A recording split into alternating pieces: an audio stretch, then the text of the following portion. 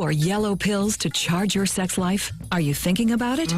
What if we can promise you the same results for less than $3 a pill? If you're paying $20 a pill for the other pills, you're getting taken to the cleaners. Our pills deliver the exact same results for less than $3. You'll save more than $16 a pill for the same results. And right now, radio callers will get 44 blue or yellow pills for $120 with free discreet shipping. You can save more than $700 off pharmacy prices. Charge your sex life now and save a ton of money. Call now and get your 44 pills and save over $700 and qualify for free shipping. Stop overpaying and call right now. 800-218-6473.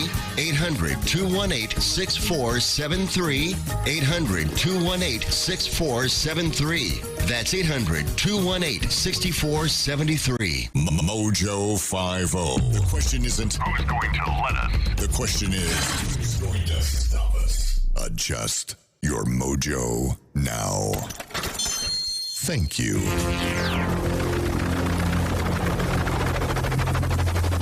The mothership has landed. Doc Thompson, Brad Staggs, the mighty Mojo 50. All right, the world just keeps getting stranger and stranger. You are on our feed this morning over on Mojo 50, Mojo 50 television. The image that I have pulled up on the screen now, Ron, how would you describe the animal in the man's arms in the image if you had to describe that animal? Looks like a large cat. Look at the tail. It look like a fox, maybe? It is kind of weird, isn't it? Mm-hmm. You are looking at the Gatu Volpe, which they thought it was a myth. Yeah, but it's not. It's a part cat, part fox animal. Wow. So part cat, part fox. Obviously, there was a cat in the fox house or a fox in the cat house or something was strange. They discovered this thing in the island of Corsica, in the French Mediterranean. And they thought, up until now, they thought it was a myth and that it did not really exist, but it in fact does. And it looks pissed. Of course, that's just right. That's just your typical cat resting bitch face. But that it is a strain. It's a brand new species of feline. And so at the same time that they say that climate change is wiping out species everywhere, at least we have the new cat fox. I'm not sure if I'd want to have one of these as a pet, although it does look kind of fun. The feline one's thought to be a myth. The cat fox, no longer a domestic cat, with larger ears, highly developed canine teeth, and a tail with 2 to 4 rings and a black tip. It's they say it was part of their shepherd mythology. From generation to generation, they told stories of how the forest cats would attack the udders of their ewes and goats. Boy, old myths are strange, aren't they? Researchers began tracking the population of elusive nocturnal animals in 2008 when a cat fox got caught in a chicken coop. And there you have it. Wow. They've identified 16 cat foxes on the island. So they couldn't find them at all, and now they've got now they have 16. They're like rabbits, apparently. I just thought that was the strangest thing.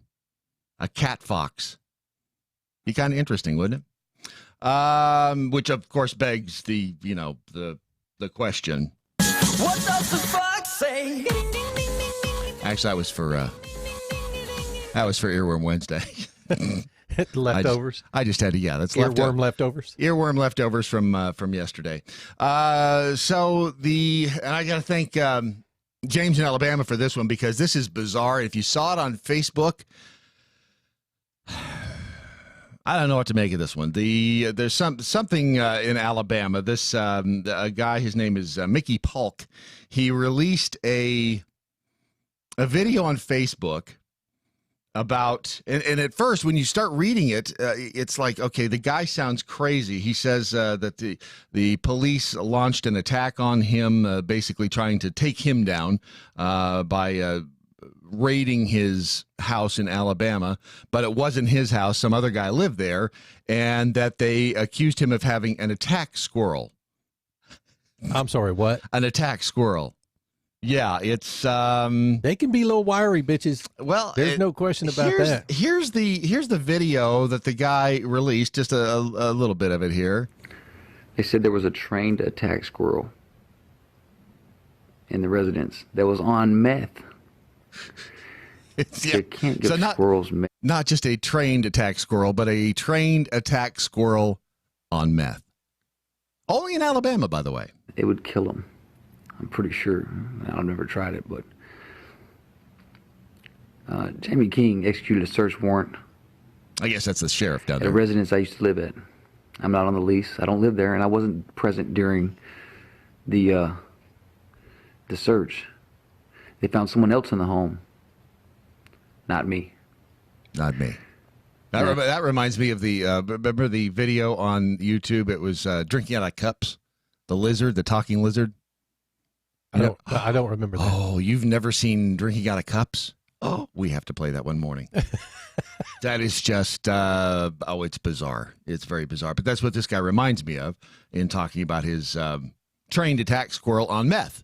And he continued. Charged with possession of drugs. That's all. You know, when a police officer just decides that they're going to say whatever, people tend to kind of go with that. After he let this trained attack squirrel go on the public, well, he's just a baby. He's only 10 and a half months old. He has his squirrel with him. But and I, by the way, edited out just a few words here and there.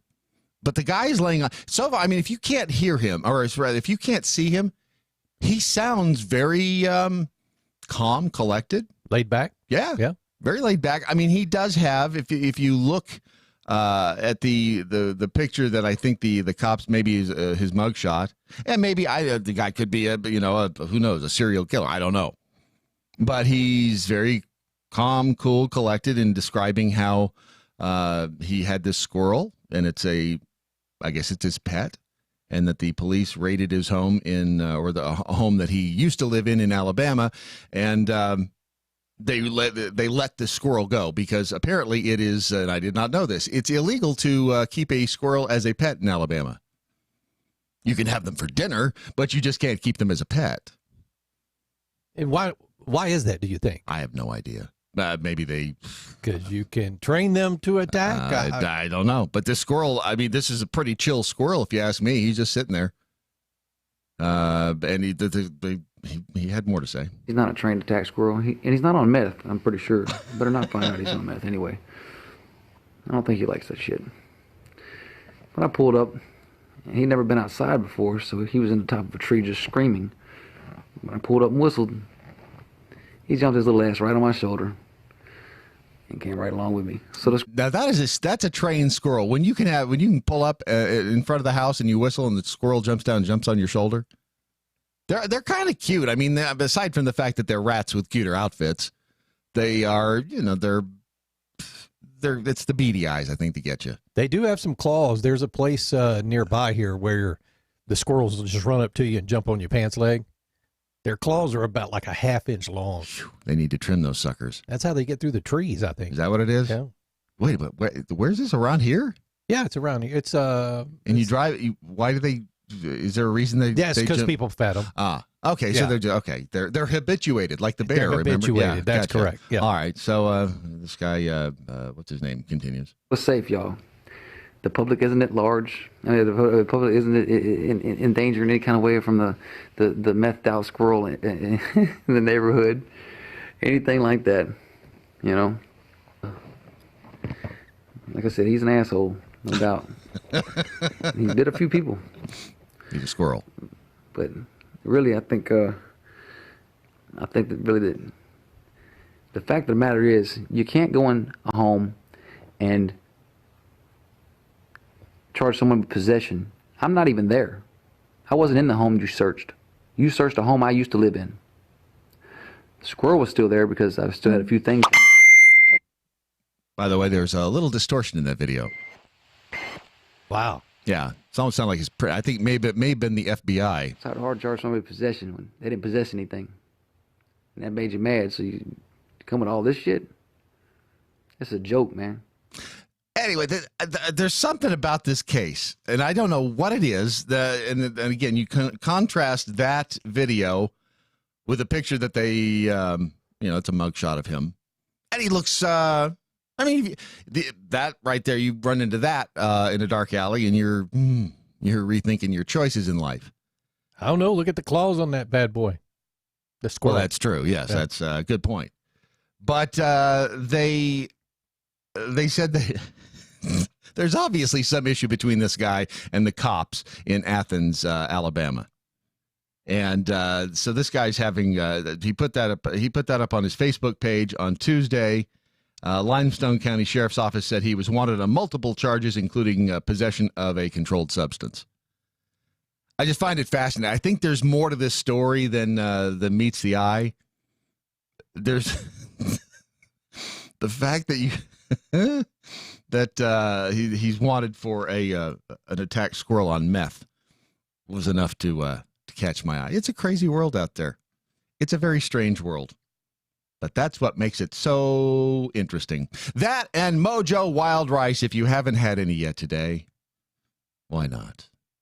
Get you some Mojo Wild Rice. If you go to mojowildrice.com and you scroll down a little bit, you'll, where did it go? Oh, there it is right there. The grilling sampler pack. I was going to say, if you scroll down a little bit, you'll find it, and then I didn't find it. The grilling sampler pack still available, and of course, we are, summer's in full swing. If you haven't ordered yours yet, do so today. Use the promo code GRILL10, and you'll get 10% off the grilling sampler pack with everything you need to make your backyard barbecue a whole lot more fun. Whether you're barbecuing squirrel or chicken. You ever had squirrel? Yes, actually. And? It was good. Tastes like chicken. Tastes like chicken. Everything tastes like chicken. What is it about every meat? The people who've had human, do they say it tastes like chicken?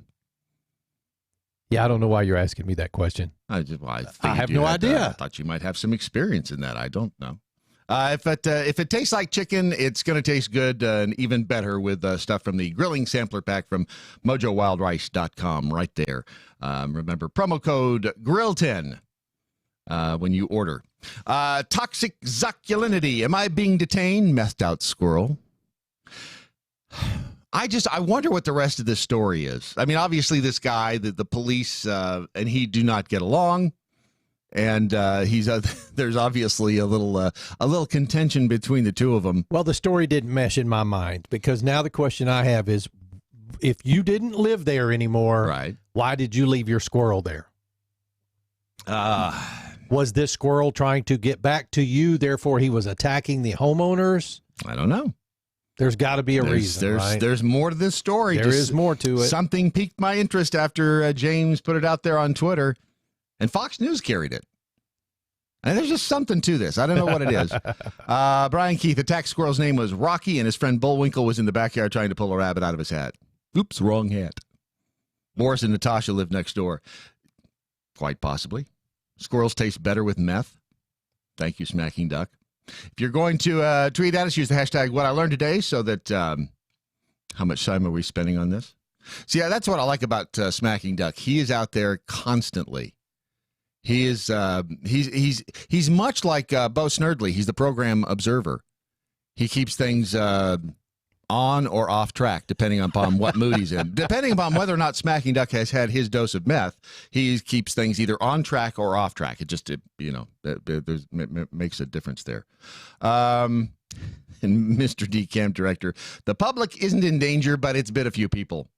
I think this guy has a different definition than the rest of us. Just to show you how crazy one of the ex-wives was, she had a pet squirrel growing up. She said it was a nice pet. Of course, she was little. I probably should, now that I've identified which one it is, I tread lightly. I'll just leave it right there. Do you remember the company VidAngel? They would take movies and then they would edit out the objectionable parts so that you could show it to your family, so it could be a family-friendly movie. So they'd take an R, or even a PG-13, and they'd take out the language and sex scenes and anything that could be objectionable.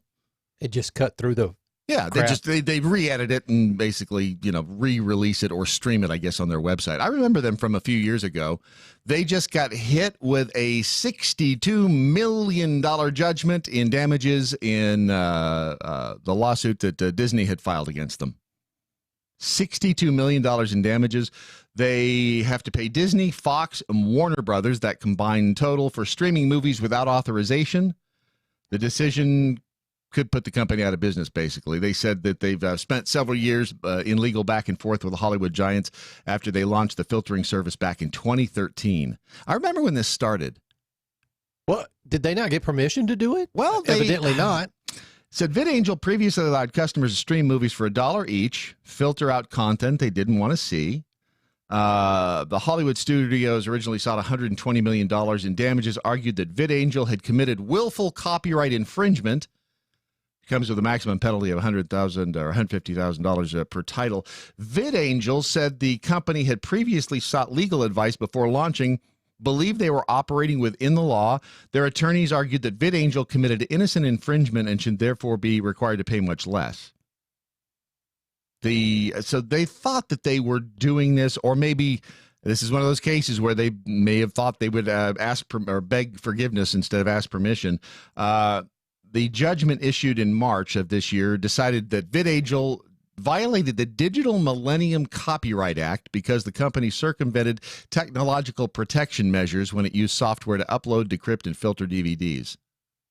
So that's what they got them on. Yes, and that is actually a reasonable issue. Mm-hmm. Now, if they had permission to accommodate these videos, because quite honestly, a company like this, they're putting these out there, and there's still people coming to watch the movie. Right. The problem is that the people coming to watch the movie, if they're being charged for the new version of the movie, mm-hmm.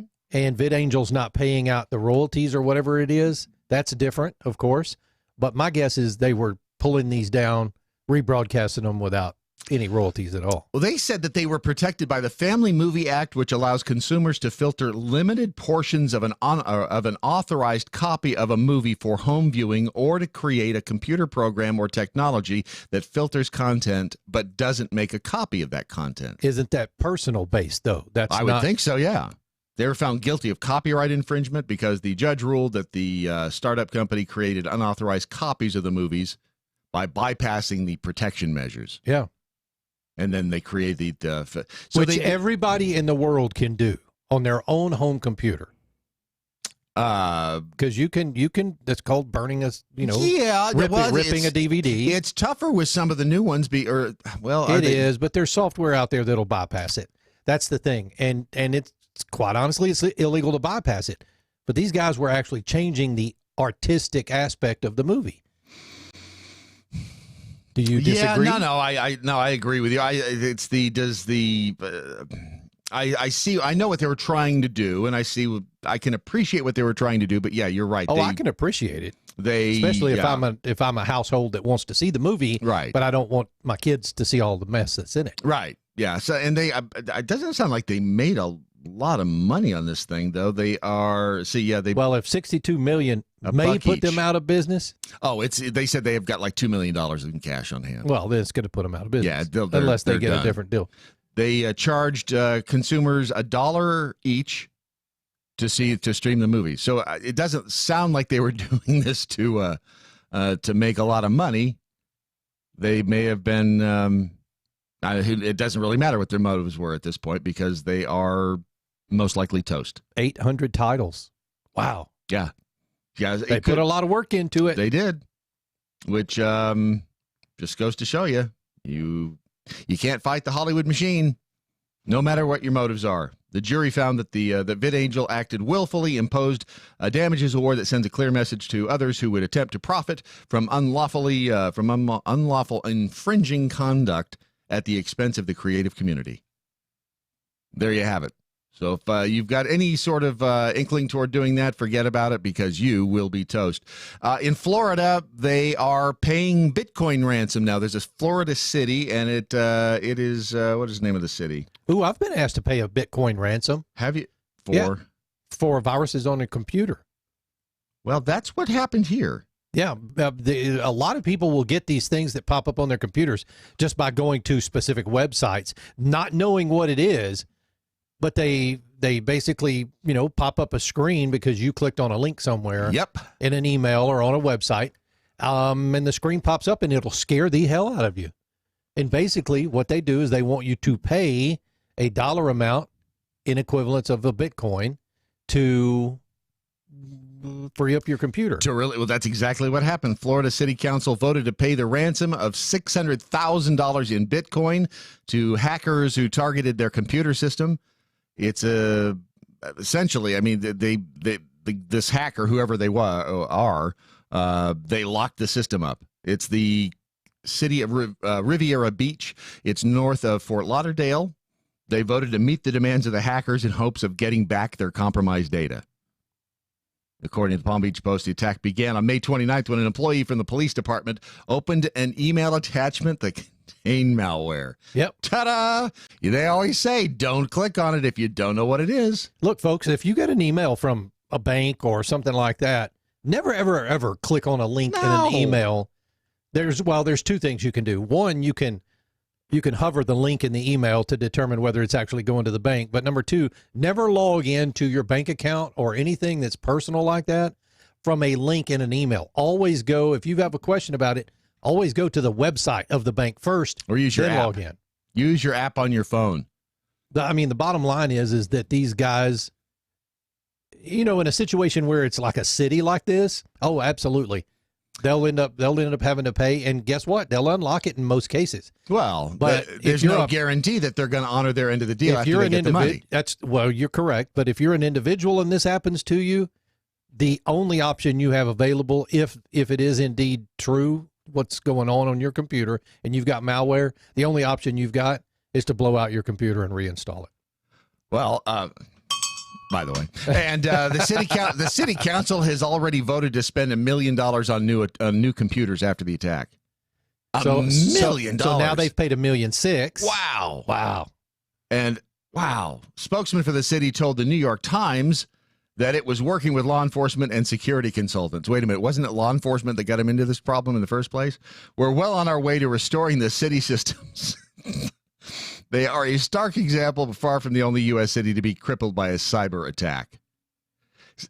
City of Baltimore, they got hit last month. They were paralyzed by a cyber attack, which froze a large chunk of its computer network. How are these systems so easy to get into and hack? Do they not? Well, sorry, that was a stupid question. It's government. It's wrapped up in red tape. Especially if the malware ends up on a computer with someone who has access to the stuff around. I mean, because they don't immediately hack you. What they do is they put malware on your computer, which is a keystroke recorder, and so these people are watching it for a period of time while someone logs into places that only they can get into, and the keystrokes are recorded and sent back to the hackers. Once they have the keystrokes, then they can get in themselves. Once they're in, it's over with. If they had Macs, this wouldn't happen. Yeah, it'll happen on a Mac. It's just less likely. Well, there you go. See? The hackers in Baltimore demanded $76,000 in ransom. The city refused. In Atlanta, they got hit in 2018, cost the city $2.6 million. Albany, New York, San Diego, Sarasota, and an LA hospital also faced attacks. You'd think by now that what they need to do is hire some 15-year-old kid to prevent these attacks from happening, because that's who knows how to prevent it. Because I guarantee on the other end, it's 15-year-old kids. Yes, it's a 15-year-old kid on the other end making the attack. So you got to fight fire with fire. And PCs are they're just far more vulnerable. Welcome to the internet, folks. Yeah, the IoT. The Internet of Things. Yeah. Even everything's connected. Even your refrigerator these days, they can hack into your refrigerator. So yeah, it's a brave new world out there. That's a fact, Jack. My refrigerator notifies me when the ice is stuck. See? Do you have the refrigerator that there's nobody here in town that can fix? Because was it about a year ago, there was a story that the refrigerator had gotten so complicated that there were no licensed technicians in this area to work on it. Honestly, I don't know if I do. Mine's an LG, but it will notify me if the ice is stuck, if the filter needs to be replaced. Wow. Yeah. What are you going to do when the power goes out? We're all screwed. Well, you are. I guess. I'll just build a fire in the backyard. It's enough to give you some bloating and abdominal discomfort, isn't it? It's enough to inflame your entire body. It's enough to make you want to find relief, and you will not find relief anywhere except lovemytummy.com.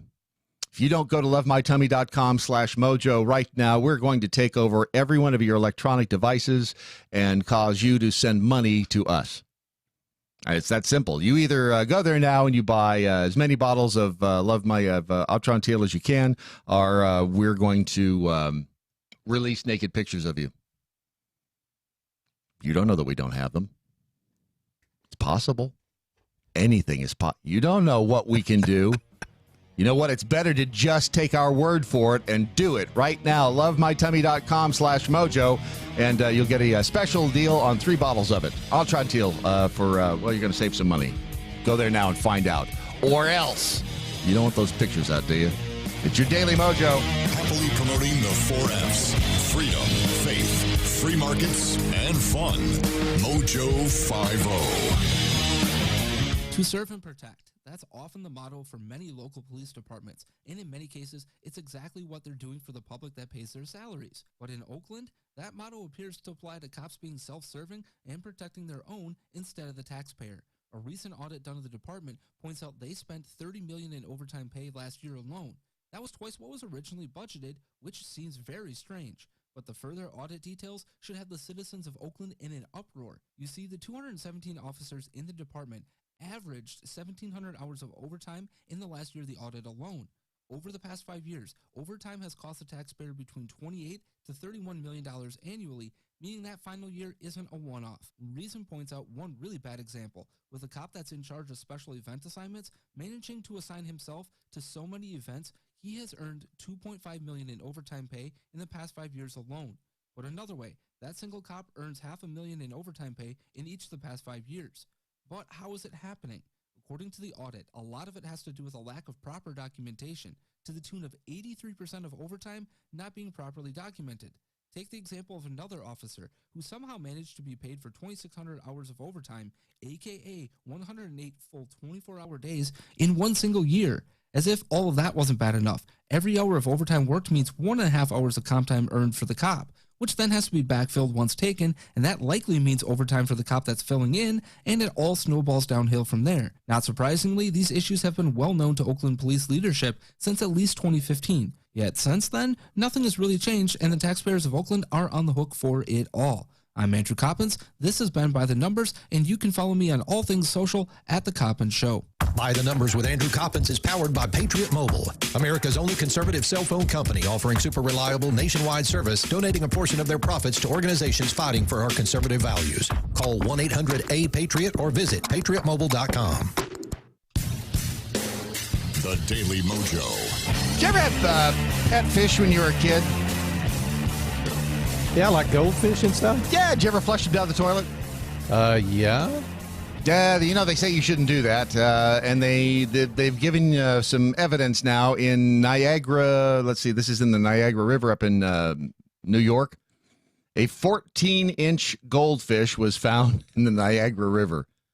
This is obviously after somebody had decided they didn't want to have the goldfish as a pet anymore, and either tossed it down the sink or flushed it down the toilet. By the way, flushing a fish down the toilet, fish just kind of goes, okay. New adventure. I assume that you don't flush a fish down the toilet. Well, I guess if you didn't want it any longer, but mostly if it's dead. Yes. Well, the nonprofit up there in New York State, they are pleading with the public not to flush their unwanted pets after the 14-inch, think about that, 14-inch long goldfish was found near a wastewater treatment plant. Buffalo Niagara waterkeeper said in a Facebook post the 14-inch goldfish was caught near that treatment plant. They can survive year-round in the watershed. They can destroy the habitat of native fish. Scientists estimate that tens of millions of goldfish now live in the Great Lakes. See, they seem so innocuous when you go to the fair and you toss the little ping pong ball. Kind of freaky. Yeah, it is. I mean, you don't expect these things to turn into giants when you win them at the carnival. Well, no, and I was about to ask, what what harm could a goldfish do? But I guess I can understand that. You see, it's like gremlins. They're cute. What possible harm could a cute little goldfish do? Well, if you are one of their, if you're lower on the food chain, they could do a lot. I don't know exactly what they do, but it's not a good thing, and you shouldn't flush them down the toilet. Maybe you could feed it to the fox cat thing. Or that freaking attack squirrel. Yeah, or the attack squirrel. See, the animals are, I think, this is Chernobyl. These are the effects of Chernobyl on our everyday lives. By the way, there's a story coming up about Chernobyl, too. Larky F and Farkin on the Twitter, they can release nude pictures of me, all of mine, even if they found them. They would include that pixelated bar right over the course, the twig and berries. Homeward bound onion. What I learned today, my teenagers hack into my refrigerator multiple times a day. See? I see what you did there. And, you know what? Speaking of, first of all, if you haven't yet checked out the Doc Thompson collection over on eBay, we have a few items. I think this is the last round that'll be up on eBay. There's about 5 or 6 sports coats. There are, I think there's a hat. Anyway, if you just search Doc Thompson stuff on eBay, and you will come up with those. And I talked about the wackadoodle who bought something from me and then was really an a-hole. All bent out of shape. Yeah. Yeah. There's going to be people like that everywhere. But some of the folks who are buying the Doc Thompson stuff, they sent some really nice notes. Not about you necessarily, Ron, because they didn't. But they sent said some nice things about us, and I just wanted to acknowledge that not everybody in the world is an a-hole, despite what sometimes I feel like in the early morning hours when I get up out of bed and start reading the news. There are some good people out there. And you find out the world is all an a-hole. Yes. By the way, I'm being told that goldfish are carp. What? Goldfish aren't carp.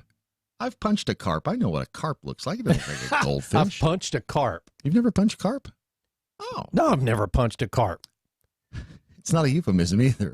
But Dominic, if you want to call in, they're not have that discussion with Brad. Is he saying that they are the carp of? I don't know. It just says goldfish or carp. Diana is on the line right now. Hi, Diana.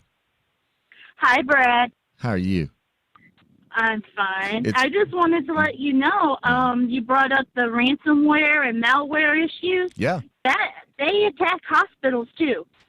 What do they want? I mean, when they get they threaten they're going to release medical records or what? No, they lock all the medical records so the staff doesn't have access to them. Wow. So say you come in for a transfusion and you have a history of an antibody, and we can't get, or we think we have compatible blood for you, but we can't see that history, so it can really mess up people. See, back in my day, we used a paper and a pencil, and we used to write these things down, and people couldn't hack into our paper and our pencil. That's a problem with technology. Who was it? Was it Obama or Bush that pushed for the electronic medical record? That's a good question. I can't remember. I remember one of them did it, and I'm sure they both had a hand in it. That's the good and bad of technology. It's your strength is your weakness, and that certainly does it happen to you where you work? It did a few years ago. And did you pay the ransom? No, they did not. Really? So they just said, "Screw it, we'll let the patients die"? No, what they ended up doing is basically doing what Ron said. You wipe it out and reinstall everything. Wow. That's cost a lot. It's a big pain in the ass, but it's if you don't have the money, you don't have the money. Wow. Well, we got lucky. We were only down for like 3 days. But there have been hospitals there have been hospitals out west that were down for weeks trying to solve the issues. The good thing is most hospitals have a backup plan, so they'll do a backup every night of all those files and put it offline somewhere. Wow. So that's not hacked. That's what we do now. Welcome to 2019. Thanks, Diana. Appreciate the information. Do I dare? Is this I don't know who that is. I don't know. It's probably Dominic. We'll find out together. Hello. Hi, Peji Nakamitsai. I'm kind of embarrassed You should be. Kind of embarrassed. I go from that caller who's given so much detail Right, on the yes. backup filing, and then I'm calling about, well, goldfish or carp. You know, I got told, Brad, I got told by two other people they are a member of the carp family, carp and koi. I can see they'd be a member of the koi family, but carp are just ugly as hell. Goldfish are at least kind of cute. No, goldfish are kind of cute. I mean, that 14-inch goldfish, it looked. They live forever. Where did it Yeah, go? they live forever. That's I must have. Anyway, the goldfish look cute. The carp, I mean, we used to, at the Colorado River, when the carp would swim up in the shallow waters next to the dock, we'd reach down and punch them in the head. Yes, they're huge. They're Yes. huge. They look like alligators in the water, man. Yeah. They're huge. They're bottom feeders. They eat all the crap off the bottom. That's right, they are. So, well, see, so what you're saying then is that goldfish really are the gremlins of the fish world. I mean, they look all cute. They wear their carp with a cuter outfit. Goldfish are analogous to the women I date, where they're like they look one thing, but then you realize they're just bottom feeders. It's the lips; they get you every time. Mm-hmm. Every time. You need new women. You need new women to date. No kidding. There you go. All right, I'm punching out later. All right, have fun. He's on his search for hookers and blow, I'm sure, already this morning. There was a story out of New York, and this is I'd heard this term on believe it or not, I think it was a Barracuda software for I know what you're talking about. They talked about sextortion, and that's what this guy was talking about. Why you are getting this email, right? It's a creepy email claiming your webcam has been compromised. You've been caught checking out pornography, and it's time to pay up. $650 US is a fair price for our little secret. Otherwise, the hackers will send the video to all your email and social media contacts. No, here's the thing. I'm assuming that the guy that they're interviewing, which was the one that got popped. Yeah, I mean, he's a middle-aged guy sitting there. You know, he's kind of pasty white, and he obviously took it seriously because he's a little concerned about it. And maybe he's been doing some things online he shouldn't have been. Or maybe not. I mean, it could go either way. This man was targeted, but doesn't watch adult videos, so he knew it was a sextortion scam. A likely story. Even so, he asked we conceal his identity. I'm just afraid that since I'm a whistleblower, they're going to come and try to hack me. Still, he reported it to the FBI, which has seen an uptick in these kinds of scams victimizing men since the summer. He also told Bo Dietl. And why just men? Because women aren't going to report it. Wait a minute. You're saying women aren't going to report being sextorted? Yeah. Oh, I got one of these. I got one of these emails. Well, we all know the website you go to. But it was I found it in my spam folder. I always go through my spam folder once a day, and just to make sure there's no pending lawsuits on you. Well, yeah, just to make sure something didn't slip through the cracks. And I found one of these there. And what the email said, Brad, was, now that you've clicked on this email, we know you've seen it. Mm-hmm. We have photographs of you. Now, mine didn't specifically say we have photographs or videos of you watching porn. It just says we have photographs of you from your camera on your device. We know that you've seen this email, and you need to pay us $5,000. You know what I did with it? Deleted that bitch. Did you really? I mean, what if they really do have pictures of you?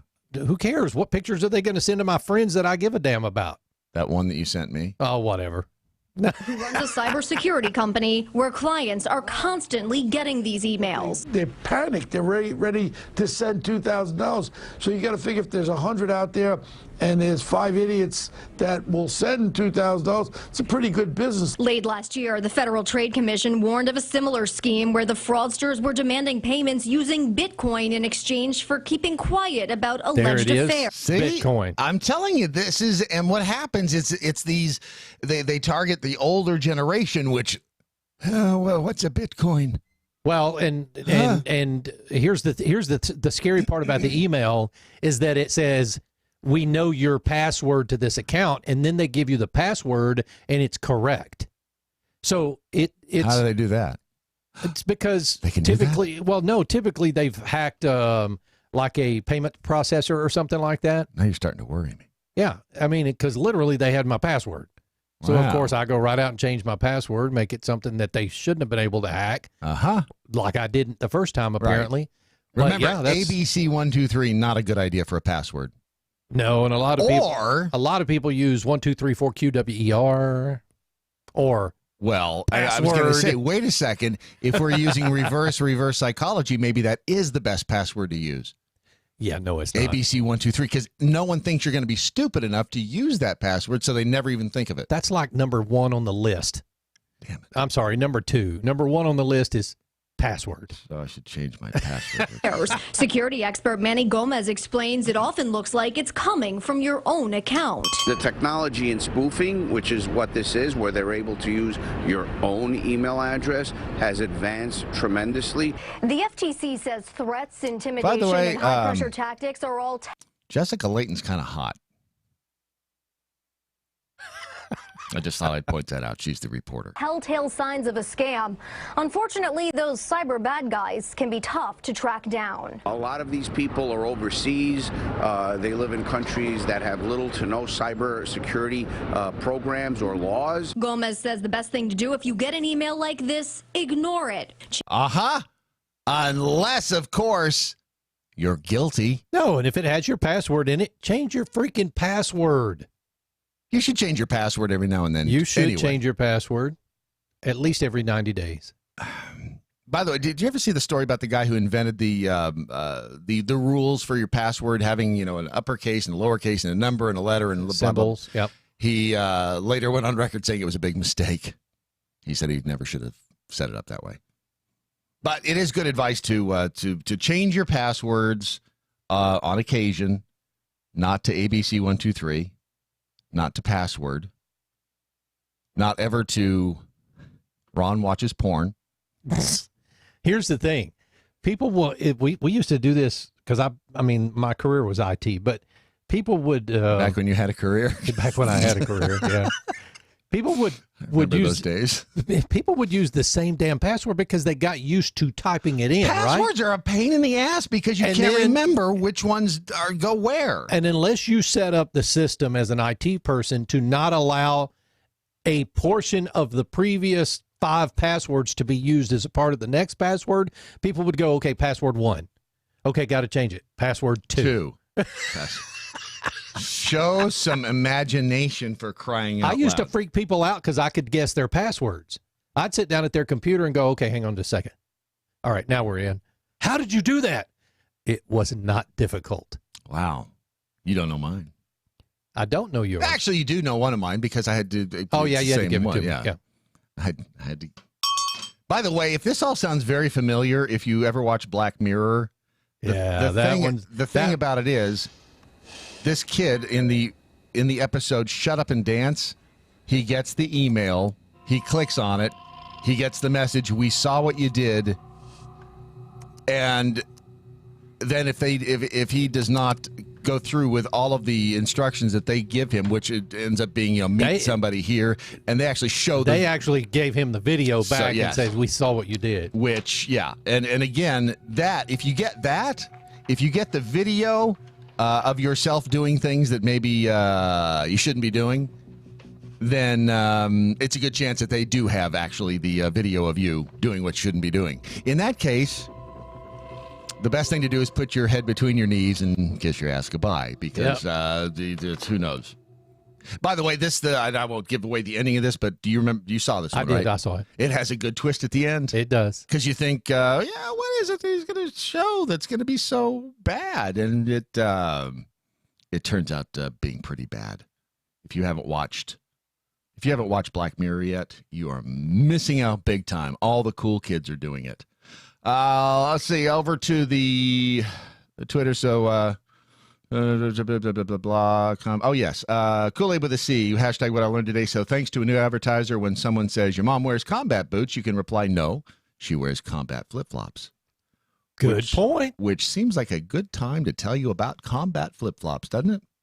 I mean, I really like what these guys are doing. I do too. And it's not about the flip-flops. It is not about the shoes. It's about the mission. It's about what the guys are doing. They are they're combat veterans. They saw what war can do to an area, that, in this case, Afghanistan. And so often, I mean, with war, it's just the innocent often are collateral damage. And in this case, they saw what was happening to the women and the kids over there, and they decided they wanted to do something positive for the world to hopefully change. I mean, who wouldn't want their legacy to be that you left something behind that's a good thing? Who wouldn't want that? Well, if you think about it, Brad, this is actually a unique way to subvert what's happening in the culture over there, and it is to educate the kids, especially the females, because they're the ones that, you know, procreate and have other kids. But it's kind of neat because you're kind of backdooring this whole issue that's happening over there. Yeah. So if you educate the young women that, number one, they shouldn't be oppressed, and number two, this is what war is, and this is what, you know, this is why your country doesn't have peace. And and it is about the flip-flops, because they're putting people to work over there. Well, they're giving them something to do, and they're educating. The vehicle by which you can affect change is or are the flip-flops. You go to combatflipflops.com, you choose a pair of flip-flops. They have other things there as well, not just flip-flops. And I'll pull them up here on the screen so you can see them. When you order a pair, when you buy some of these, basically they help educate an Afghan woman. And in turn, the women, as Ron just said, the women tend to have more of an influence on the young kids. And if they are educated, they can actually pass down said education and said information to the kids, so that the kids, especially the young males over there, can get a different perspective than just the hardline fringe ideology that is being injected into their brain by the men. So they're helping them generate a revenue. An income, and they're educating them. Yeah, so they've taken these old factories that used to literally make combat boots, army boots, and they've turned them into factories that create these flip-flops. Do they make the other, like the patches and things there? I guess they do. Yeah. Well, I think, they don't make the coffee No, mugs, no. obviously, I think they've added a lot more stuff since we were with them a year or two ago. You know, the flip-flops are made over there. I'm sure the other stuff just goes to help revenue. Okay. Income. So just when you have a chance today, just take a look at combatflipflops.com and see if you like them. If you do, you order a pair, you are doing something good for the world. You're making just a little something you can do that maybe could change the future. Well, and use code Mojo25 to get a discount. And the discount doesn't hurt the education piece of it. The discount helps us get the word out about what these guys are doing. Yeah. Good stuff. It really is. So it's combatflipflops.com and use the promo code Mojo25. Jack Holdrake 1371. War isn't hell. War is war. Hell is hell. There is no innocent bystander in hell. There are no innocent bystander in hell. Bystanders in hell. I don't know. That's probably a little deep for my brain this early this morning. Saddle effing tramp. See, here's the problem. You start getting all serious on me, and then I'm looking for the just not used to the jackholes. I think what it is, some of the jackholes, you know, after listening, because we do have a slightly different approach when we're filling in for Chris Salcedo on Newsmax. I mean, again, it's like having your parents over, you know, your fiance's parents are coming to dinner or to the meal, and so you have to put on your, I call it the Eddie Haskell. Yes, exactly. You have to put on your Eddie Haskell. Right. And what we're trying to do, I mean, because Chris was nice enough to suggest that we fill in for him there at Newsmax, and we're trying not to embarrass Chris. That's all. Speaking of Chris, not that Chris, but the other Chris, yes. He says if all the cool kids are watching Black Mirror, then why is Brad watching it? See? See? Tell Chris I just love Chris. Chris, you need some new material. This is a different Chris than Chris Salcedo. Yes. Yeah, Chris Salcedo could not be texting us right now because he's locked in the trunk of the car. We give him protein bars and some water. And then Let's Be Frank in PA just said, look, people ask, do goldfish grow into carp? Like all species of carp, the domestic goldfish, Carassius auratus, No wonder they call them goldfish. Grow to be as large as its resources will allow within reason, and they don't just eat fish flakes. In the wild, goldfish are carnivorous. Really? They will fatten up on the eggs of native species.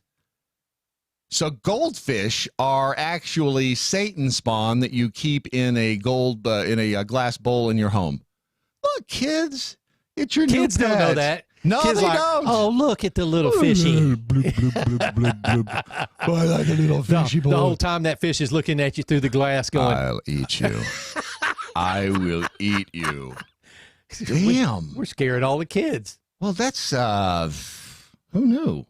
Goldfish are carnivores. They just don't look. I mean, it's the gremlin effect. Gremlins are awfully cute, but they will eat your face.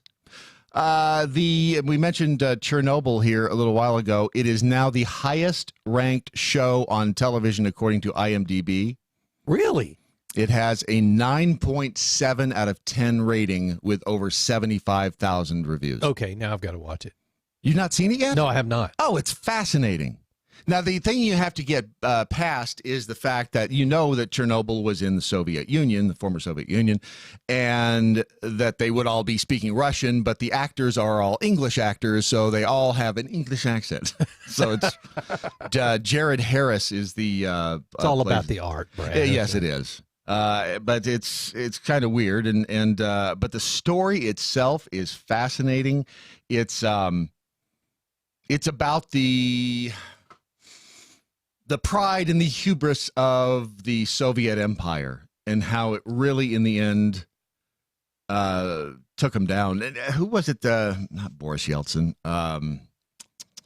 Oh, shoot. What was his name? Had the birthmark on his forehead. It was Gorbachev. Thank you. You're welcome. Didn't Gorbachev in his book say that that Chernobyl was, and there have been people that said no, it wasn't. That Chernobyl was one of the reasons, or the primary reason, that the Soviet Empire fell. And if he did, I haven't read that, but he said it back in like 2007. It wouldn't surprise me. I mean, it was a flat-ass disaster. Oh yeah, and it was a much larger disaster. For many thousands of years, it will be a disaster. It's the people. You can go back in there now, but I guess you can't. The people don't live there in that area, but you can. I think they take tours in there, and you can see the 3-headed squirrels and the 2-headed calves and all of that. But and then the birth defects that the radiation was responsible for. So I thought that this place is too radioactive now. Why are they giving tours? Well, I don't understand. It's the Soviet Union. You can take tours in Japan to the Fukushima. Yeah, I mean, and it's a show on Netflix called The Dark Tourist, and he goes on one of the tours to Fukushima, in that area. Excuse me, not to the actual, but they have their Geiger counters with them, and they are just pinging. Oh, I bet. I mean, they to the point where they turn around and say, you know what, maybe we shouldn't stay here any longer. And they turn around and leave. So they don't have, we're so used to in this country, if something looks like it might be dangerous, all of a sudden, because of it becomes a tourist attraction. Well, in this country, everything is, you can't, for fear of litigation, you couldn't possibly organize a tour because you would be sued out of existence. In those countries, it's probably not a good idea to go there. And that's, it's a little more, if you're dumb enough to walk into this place, I don't know. You get whacked. I guess you're right, though. Evidently on the news this morning, Punta Cana is not a place you want to go anymore. Oh, Dominican, yeah. The Dominican. I mean, it's just crazy.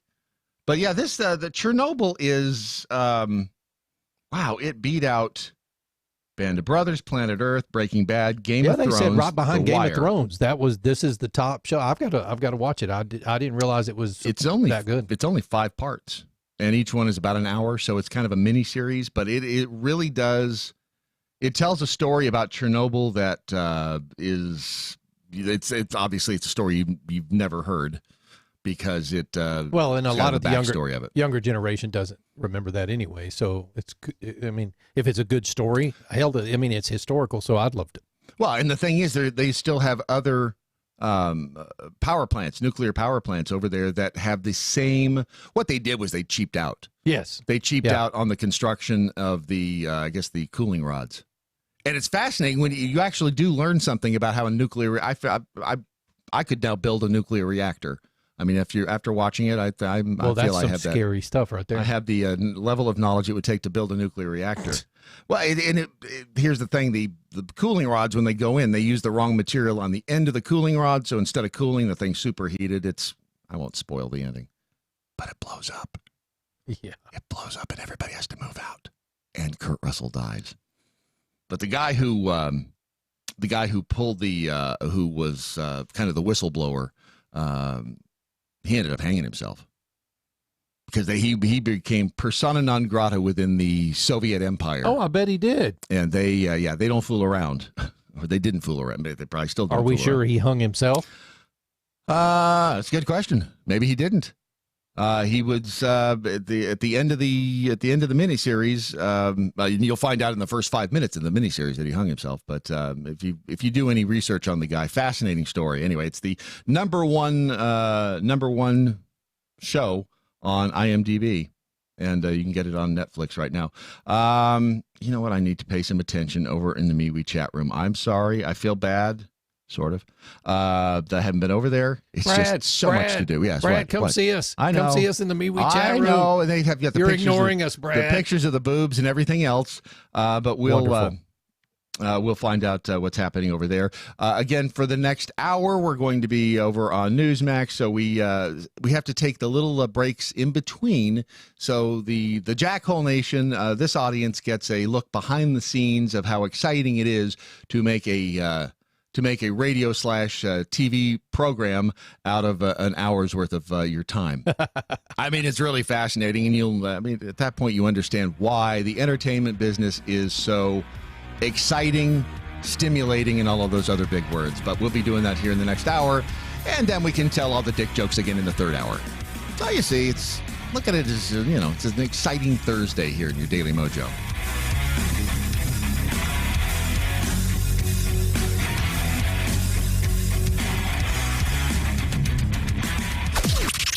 This is the seditious, rabble-rousing, liberty-loving, home of fun, entertaining, and compelling talk. Mojo 50. Breaking news this hour from townhall.com. I'm Rich Thomason. A U.S. reconnaissance drone has been shot out of the sky by Iran. The BBC's Tom Bateman says both sides, while acknowledging the shootdown, differ over exactly where the aircraft was at the time. Iran's Revolutionary Guard claimed it shot down the surveillance drone as it entered its airspace close to the Strait of Hormuz. The American military said there was no drone over Iranian territory. This strategic waterway was the site of last week's attacks on 2 oil tankers. Iran denies responsibility, but the US has been keen to push the case over Tehran's involvement, taking journalists across the choppy waters of the Gulf to see the blast damage on one ship it said was from an Iranian mine. The incident coming against the backdrop of heightened tensions between the U.S. and Iran.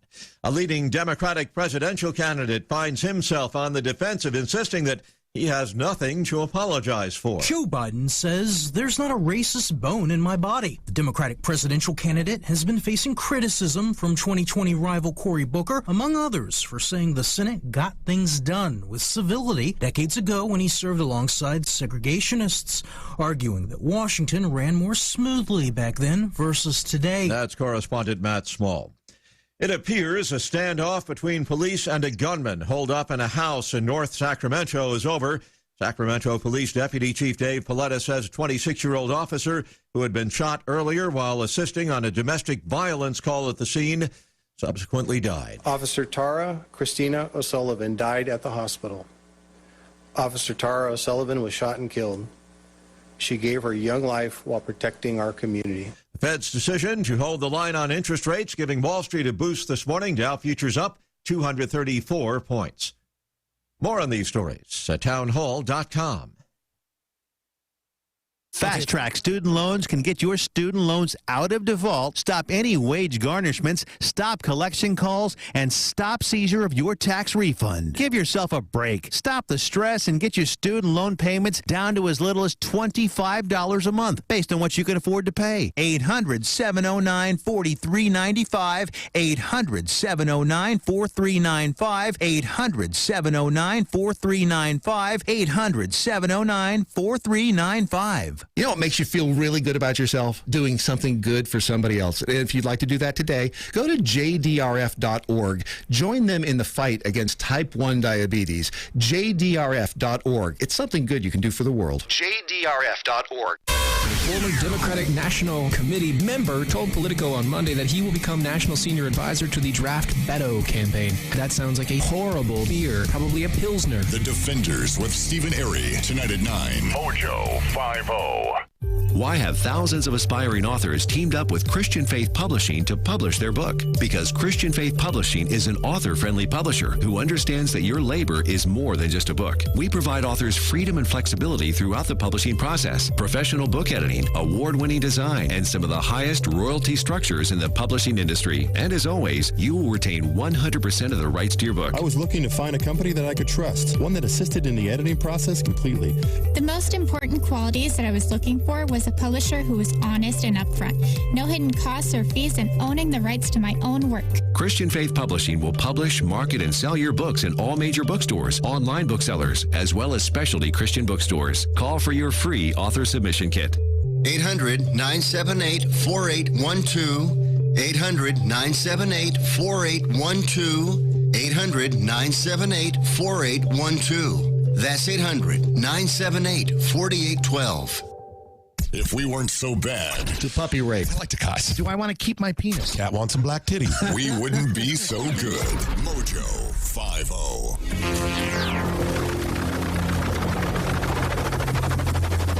The mothership has landed. And JR15 over there, don't forget to remind them to take their insure. I swear, you know what? Y'all are just going to have to get along. That's all. It's just our way of reaching out to the masses and inviting everyone into the family. That's what we're trying to do. Remember Doc's vision. You have to reach out and kind of grab him with the off-color stuff, and then you tell him about Jesus. That's right. So, growing the Live family. Everywhere. That's what Doc always told us. Growing That's what the family is not a bad thing. Remember, focus on the future. And remember, for the people, those are some of the campaign slogans being used by the Democrats, by the way. Focus on the future. John Delaney's campaign. Who's John Delaney? Is he one of the 24? Is he? Cory Booker's campaign slogan. We rise. Sounds a little odd. Brave wins is Kirsten Gillibrand's campaign. And Jay Inslee. Jay Inslee's campaign slogan so far used. Our moment. Doesn't that sound nice? Sounds more like so nice. A love novel, a sex novel. Humanity first, used by Andrew Yang, and join the evolution. That's Marianne Williamson's campaign. So, who's Marianne Williamson? I don't know half of these people. All right, everybody, pants and smiles. Here we go.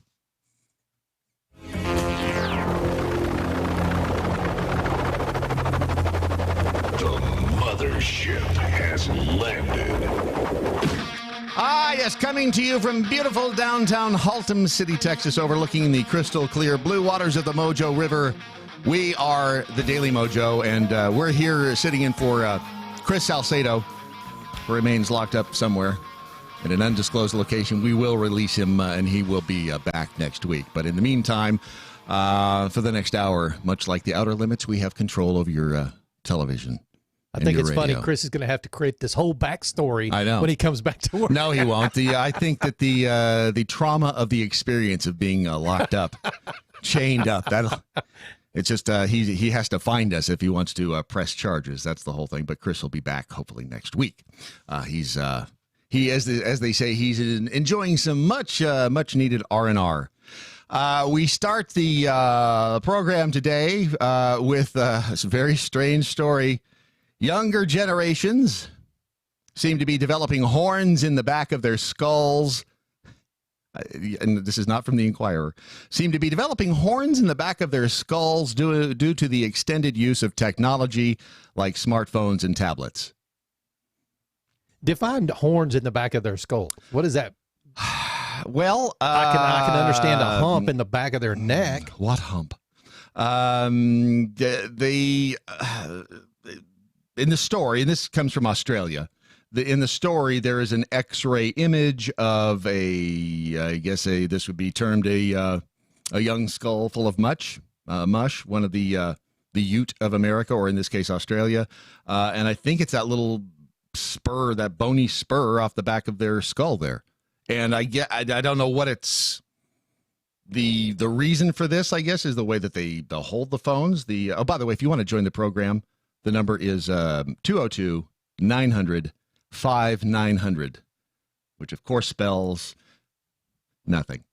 Just 202-900-5900. We operate on no budget. 2 Australian researchers made the bizarre discovery while examining hundreds of X-rays of people aged between 18 and 30, finding almost half had developed these bony growths. They're the kind of spurs normally seen in hunched-over elderly people. There you go. Who've subjected their bodies to... I feel more and more like one of them every day. Oh, yeah.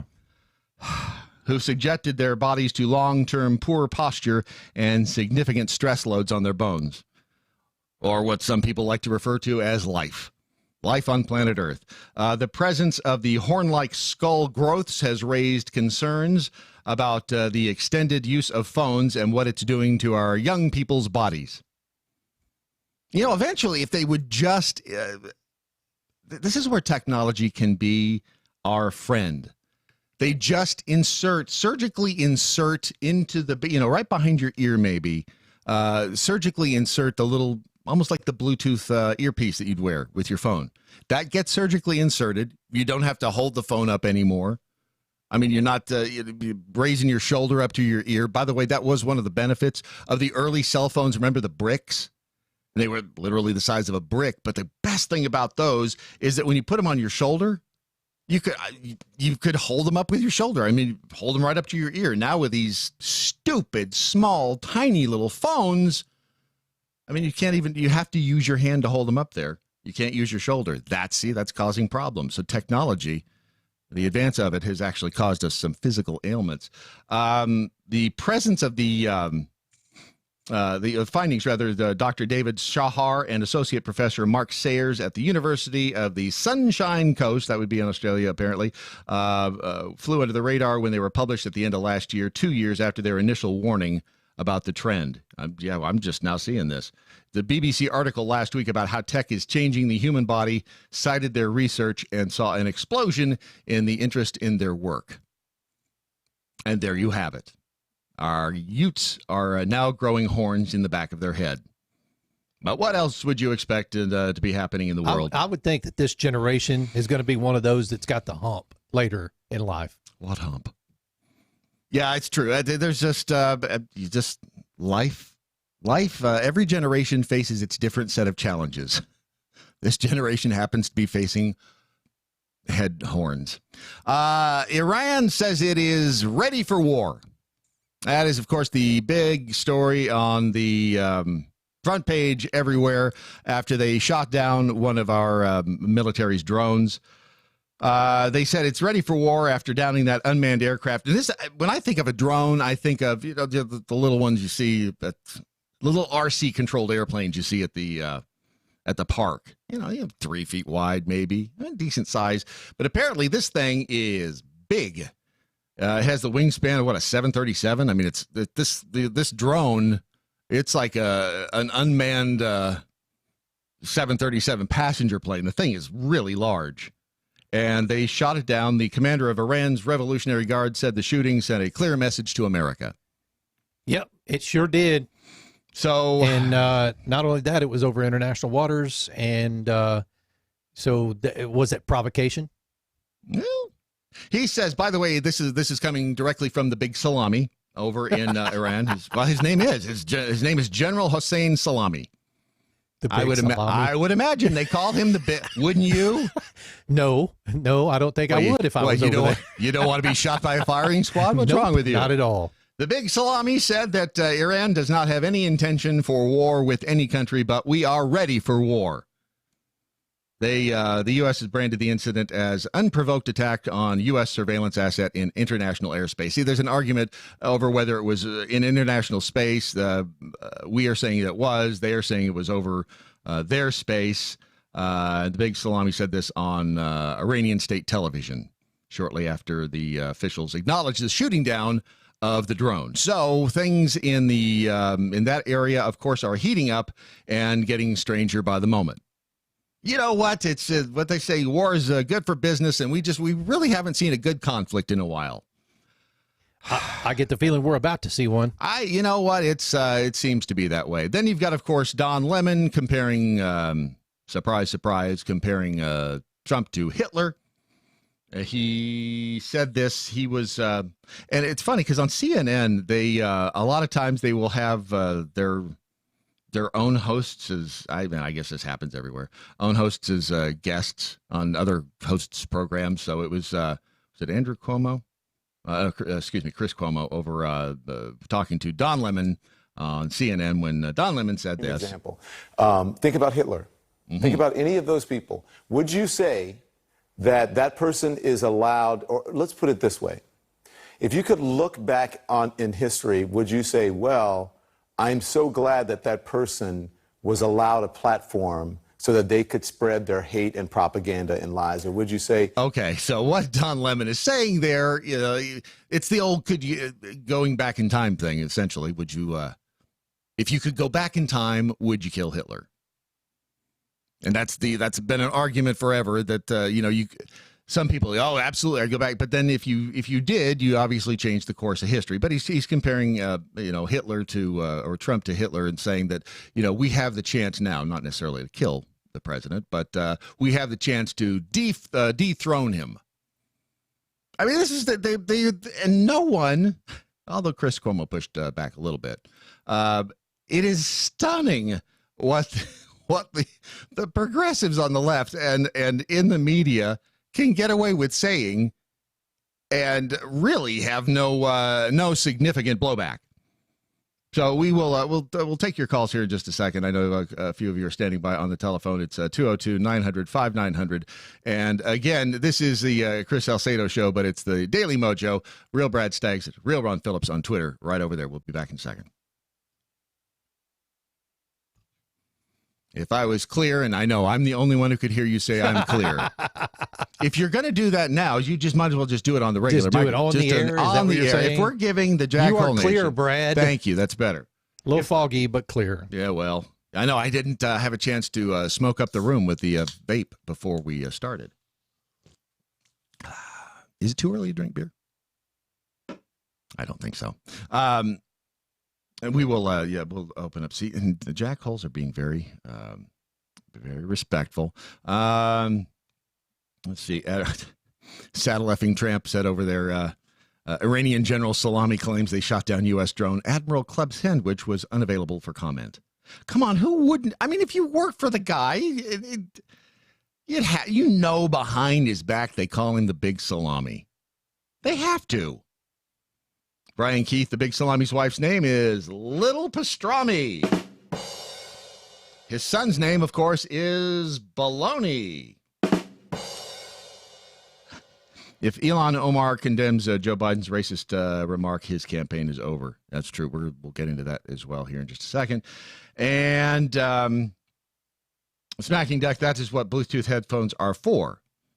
And then you forget the S at the end, so I don't know who real Brad Stagg is, but you're close. Headphone companies should start advertising about preventing horn growth. That's a good idea.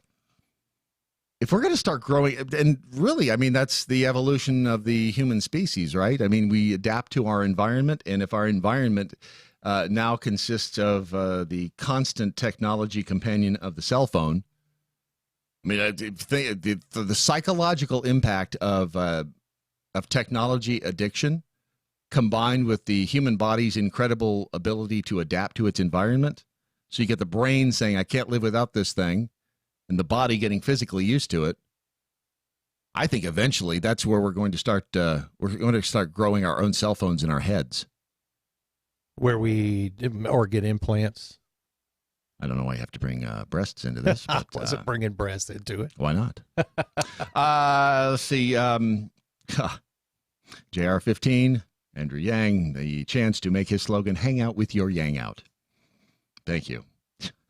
30 seconds, Brad. Well, thank you, Ron. We have 30 seconds for those of you that are listening to this is the exciting behind the scenes of a television/radio program happening right now. Technology. Can you imagine this happening 20 years ago? This would be crazy. It did happen 20 years ago. It just didn't happen like it's happening now. Is that right? All right. Much easier process now. Actually. Yes, it is. Here we go. Everybody's doing it. Stand by. We're kind of like... Take two. We're kind of like... Take three. We're kind of like Grindr for Mojo Sexuals. Mojo 50. I can't do that with a straight face. Yes, we are known as the Daily Mojo. We do mornings over here at Mojo 50 when Chris asked us to sit in for him when he taking some time off over at Newsmax. So we said, yes, really? You've seen the show, right? And he said, yeah, well, anyway. I think it was because we would do it for so much less than anybody else, Ron. I think that's what it was. If you want to join the program, it's 202-900-5900. And if you do the social media stuff, that is at Real Brad Staggs and at Real Ron Phillips. And let's go ahead. And Jim is from New York. This should be exciting. Hello, Jim. Hey, man. How you doing today, brother? Doing great. How are you? Oh, I was any better. Good Lord couldn't stand me today. There you go. I under your name it says Democrats are sheeple. Yes, they are. They're following the Socialist Party of the United States of America and the Democrats. They're weak, and that's because when they were being raised at home, their parents didn't give them no kind of corporal punishment. It was gimme, gimme, gimme, I want, and they got everything they wanted. So this generation following them. You're tracing it back to the everybody gets a trophy, everybody gets the participation trophy. Yes, sir. Yes, sir. That really kind of, if you think about it, going back to that moment in time, that may have been a defining moment in what we're experiencing now. Because I remember the fallout from, and I remember hearing about the first time, everybody gets a trophy. It's the participation trophy. And of course, for those of us who grew up in a time when you got a trophy if you won, and maybe you got a trophy if you came in last place, but that was more of the wah-wah. That was more of the... That was more of a slam. Yes. But the thing is, these Democrats, Ocasio-Cortez, Pelosi, Schumer, I don't care from the top to the bottom. If you go from town to city to county to state to federal, them people are pumping smoke up there, getting pumped smoke up their posterior, and they're eating it up by shovels full, and they're going, okay, just lead me to the slaughterhouse, because they take their money and they keep telling these kids, you're not going to have no Social Security, but they're still taking it out of their checks. I don't get it. I know, and Jim, we're the boss. Yeah, we're the boss, not the government. And they're going to tell us what we can and cannot do. This Iranian thing, I'm a vet. As far as I'm concerned, we've been playing around with them too long. We should have turned that whole country into a big chunk of glass, because I'm tired of it. Yeah. Rules of engagement, I'm tired of that. It has gotten crazy. It's gotten very crazy, and my brothers are getting killed, and they ain't doing nothing about it. Where'd you serve, Jim? Oh, I served in the United States Army, Fort Benning. I was 1st 29th Infantry, 3rd and 75th Parachute Group attached to the Rangers Special Forces on Fort Benning. We went to Grenada and Panama and South America is where I worked. Well, thank you for your service, and then that's really, and Jim, I appreciate the phone call. Thank you for your service, and that is what always bothers me when I see things like, we discussed this yesterday about the flag burning thing with Candace Owens.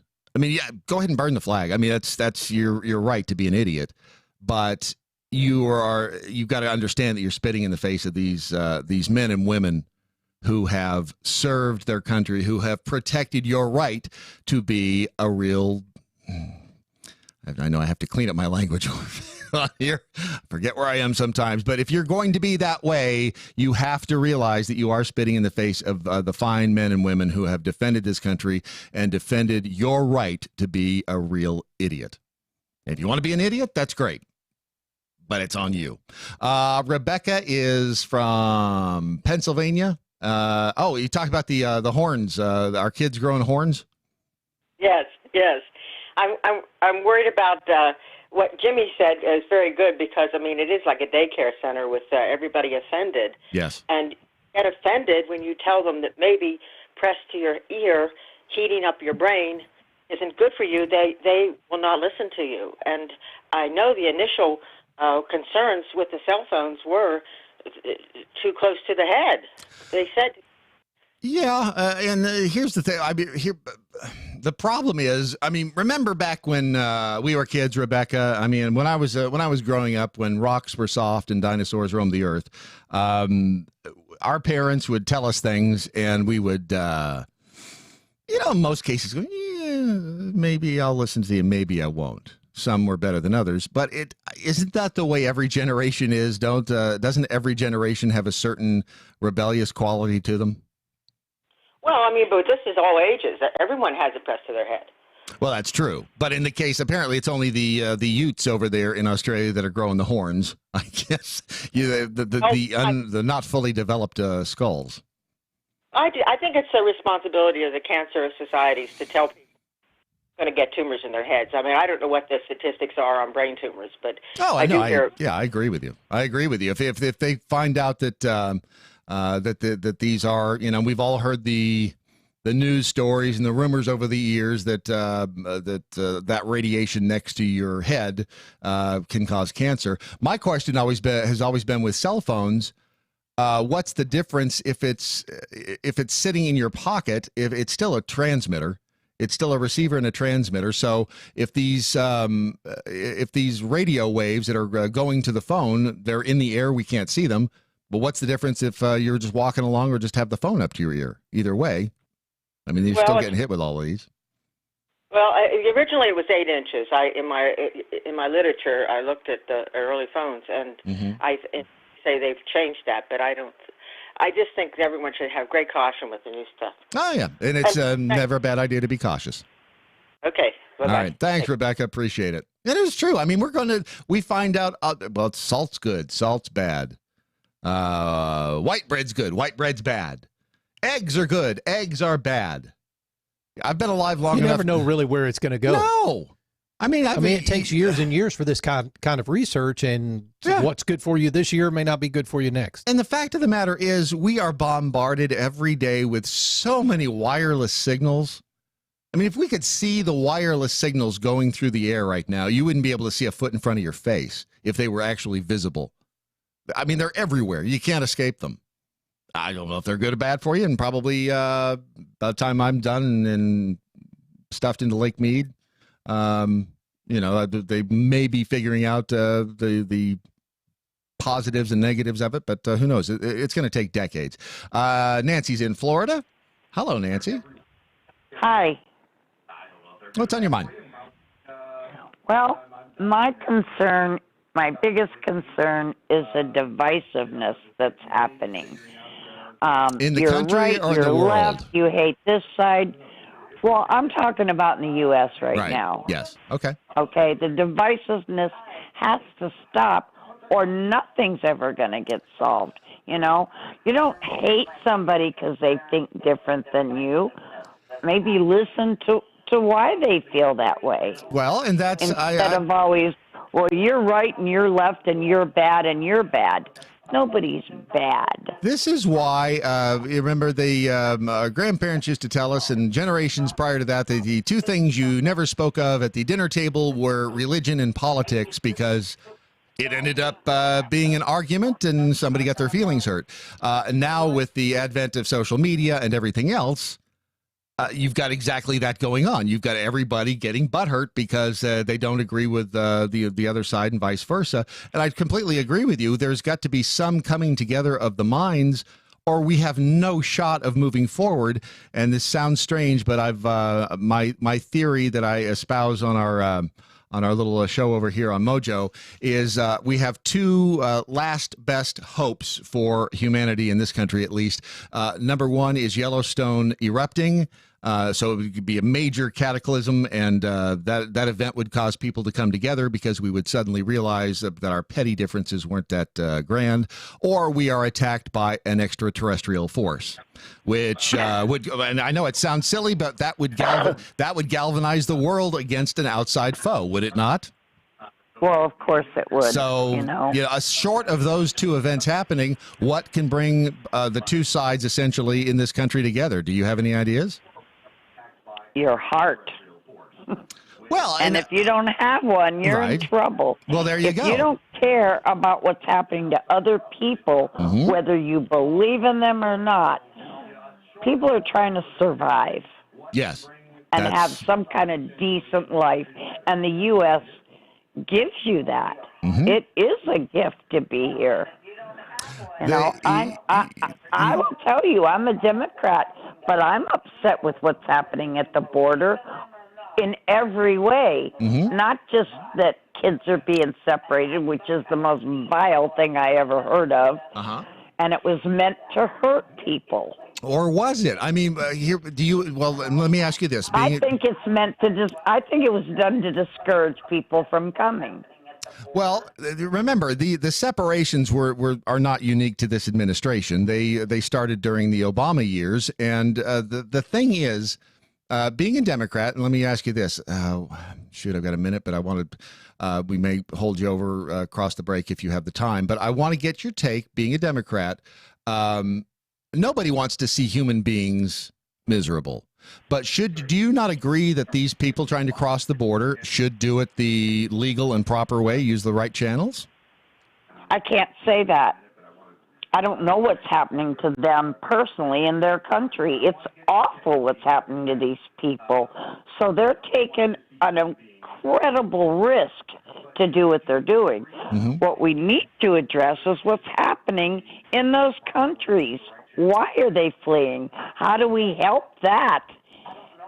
Well, and then people would rather be in their own country, I'm sure. Nancy, can you hold on for a couple of minutes? Because I want to explore this a little bit more with you.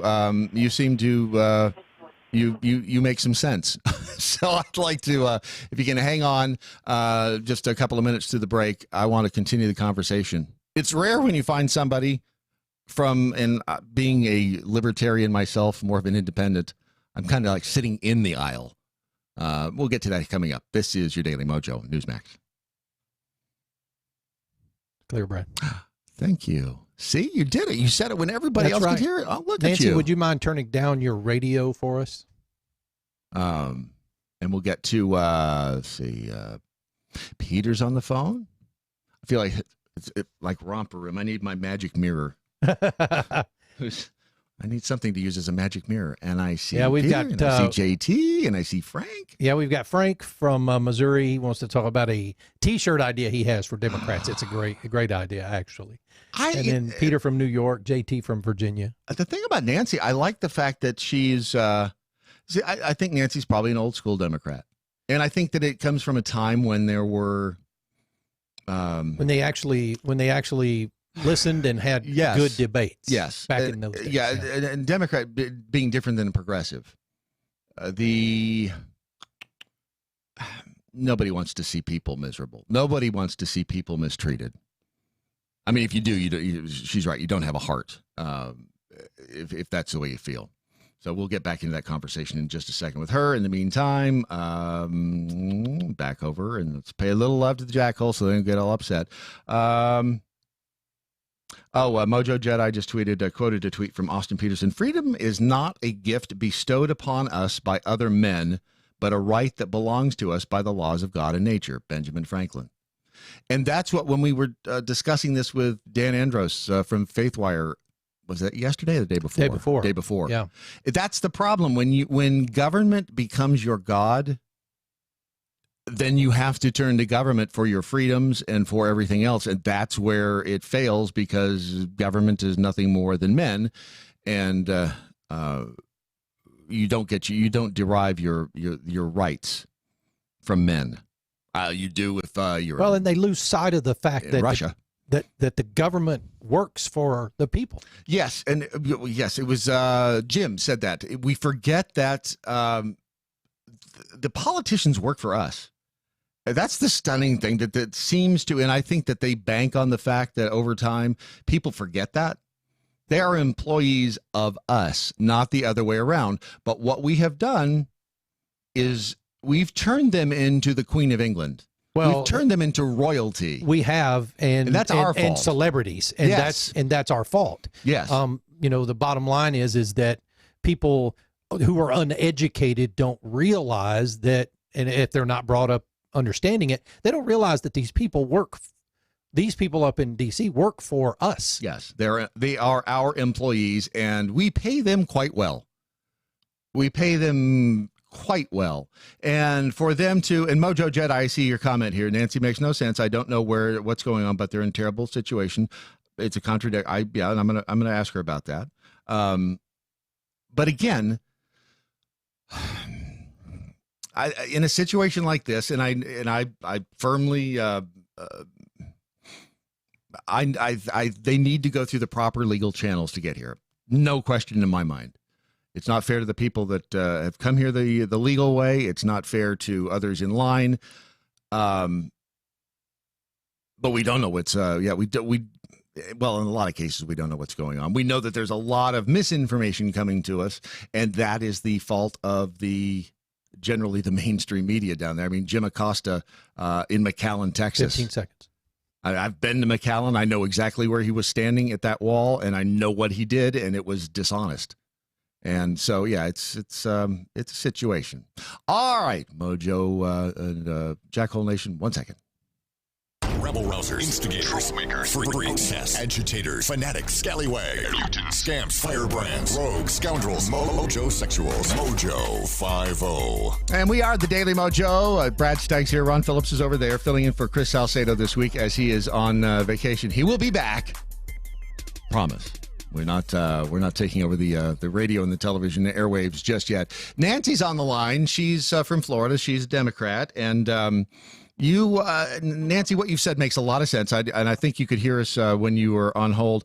Someone tweeted, Nancy makes no sense. I don't know what's going on, but they're in a terrible situation, was what you said.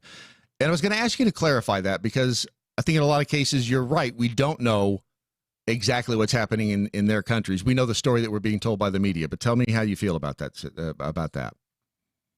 Well, I believe that's the base of the whole problem. Until we address what's going on in those countries, we're not ever going to stop people from fleeing tyranny, ever. Well, and I agree that people, if they are under an oppressive regime, they, as a human right, they should be able to go somewhere where they are not oppressed. Now, in the case of a lot of these countries, when you're dealing with the rules of seeking asylum, they're supposed to stop at the first country that they come to, essentially, and ask for asylum there. So if, in fact, these countries south of Mexico and these folks are looking for asylum, technically, you stop in Mexico, you ask for asylum there.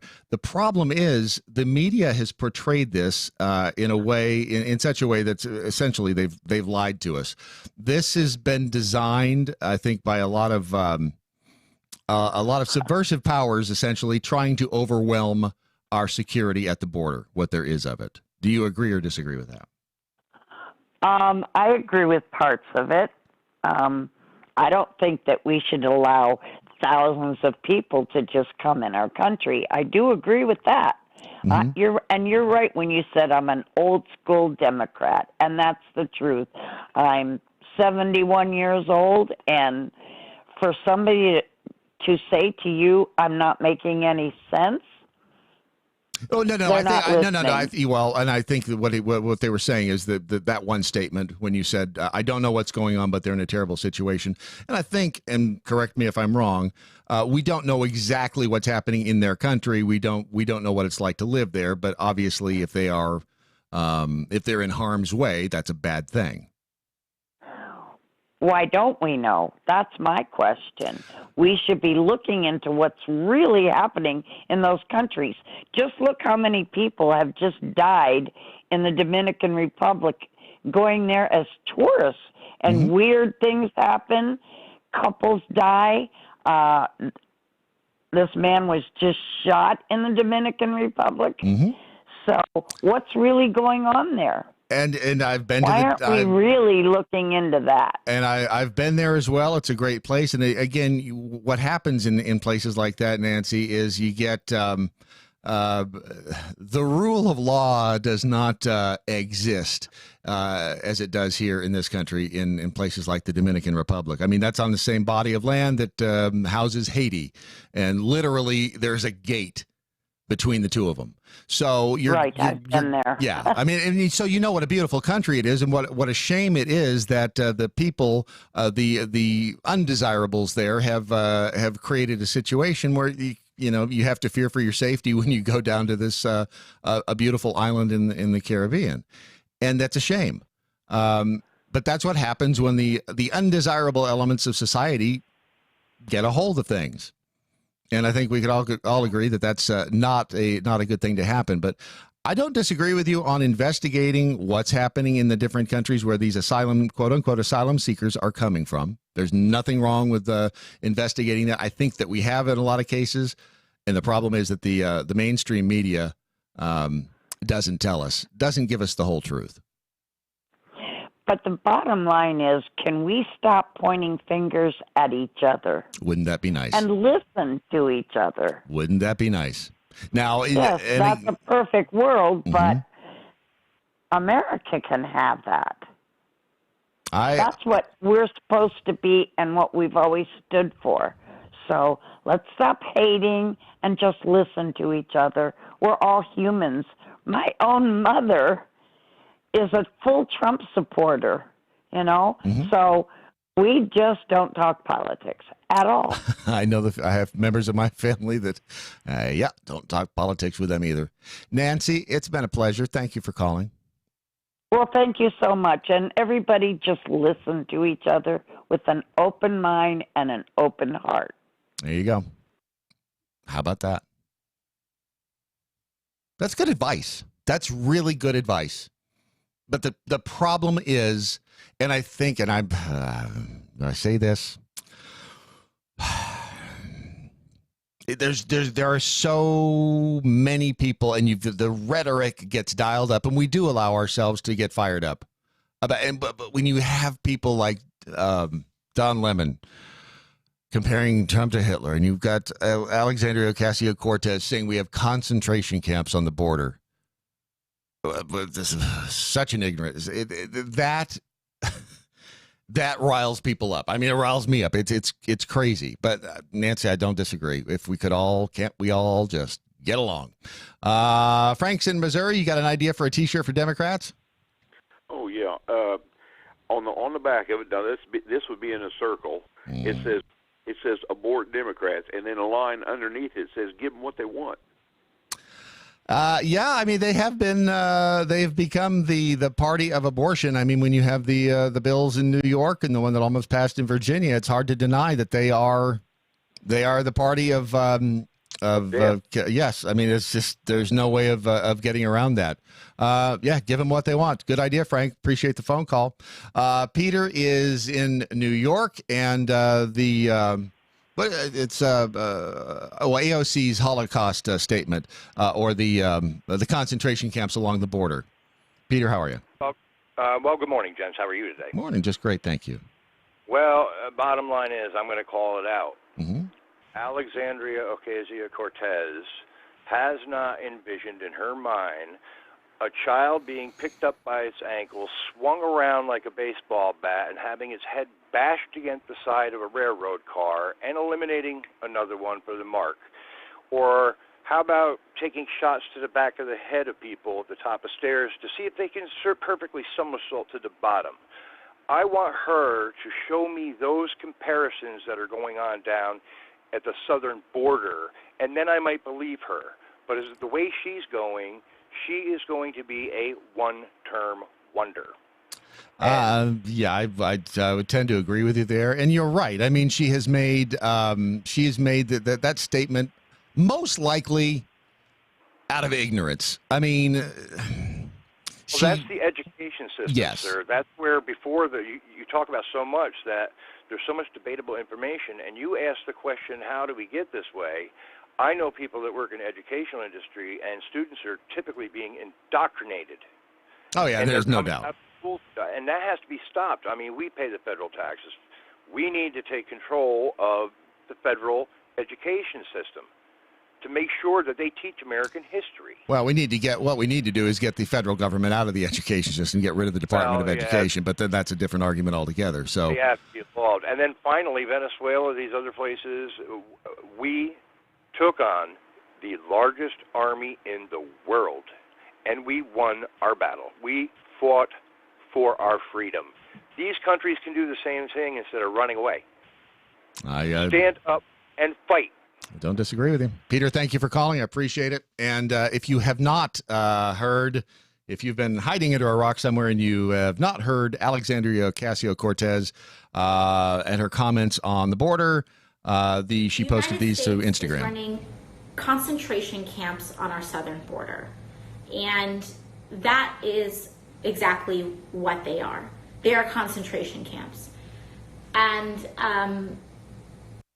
she got lost there. She doesn't know where to go. And you can, when you're watching the video of it, she's not formed the rest of her thought. She does not know where to go. Once you've said that, it's kind of like swearing in a comedy act. Once you go really, really blue and you start dropping F-bombs and all of that, you got nowhere to go.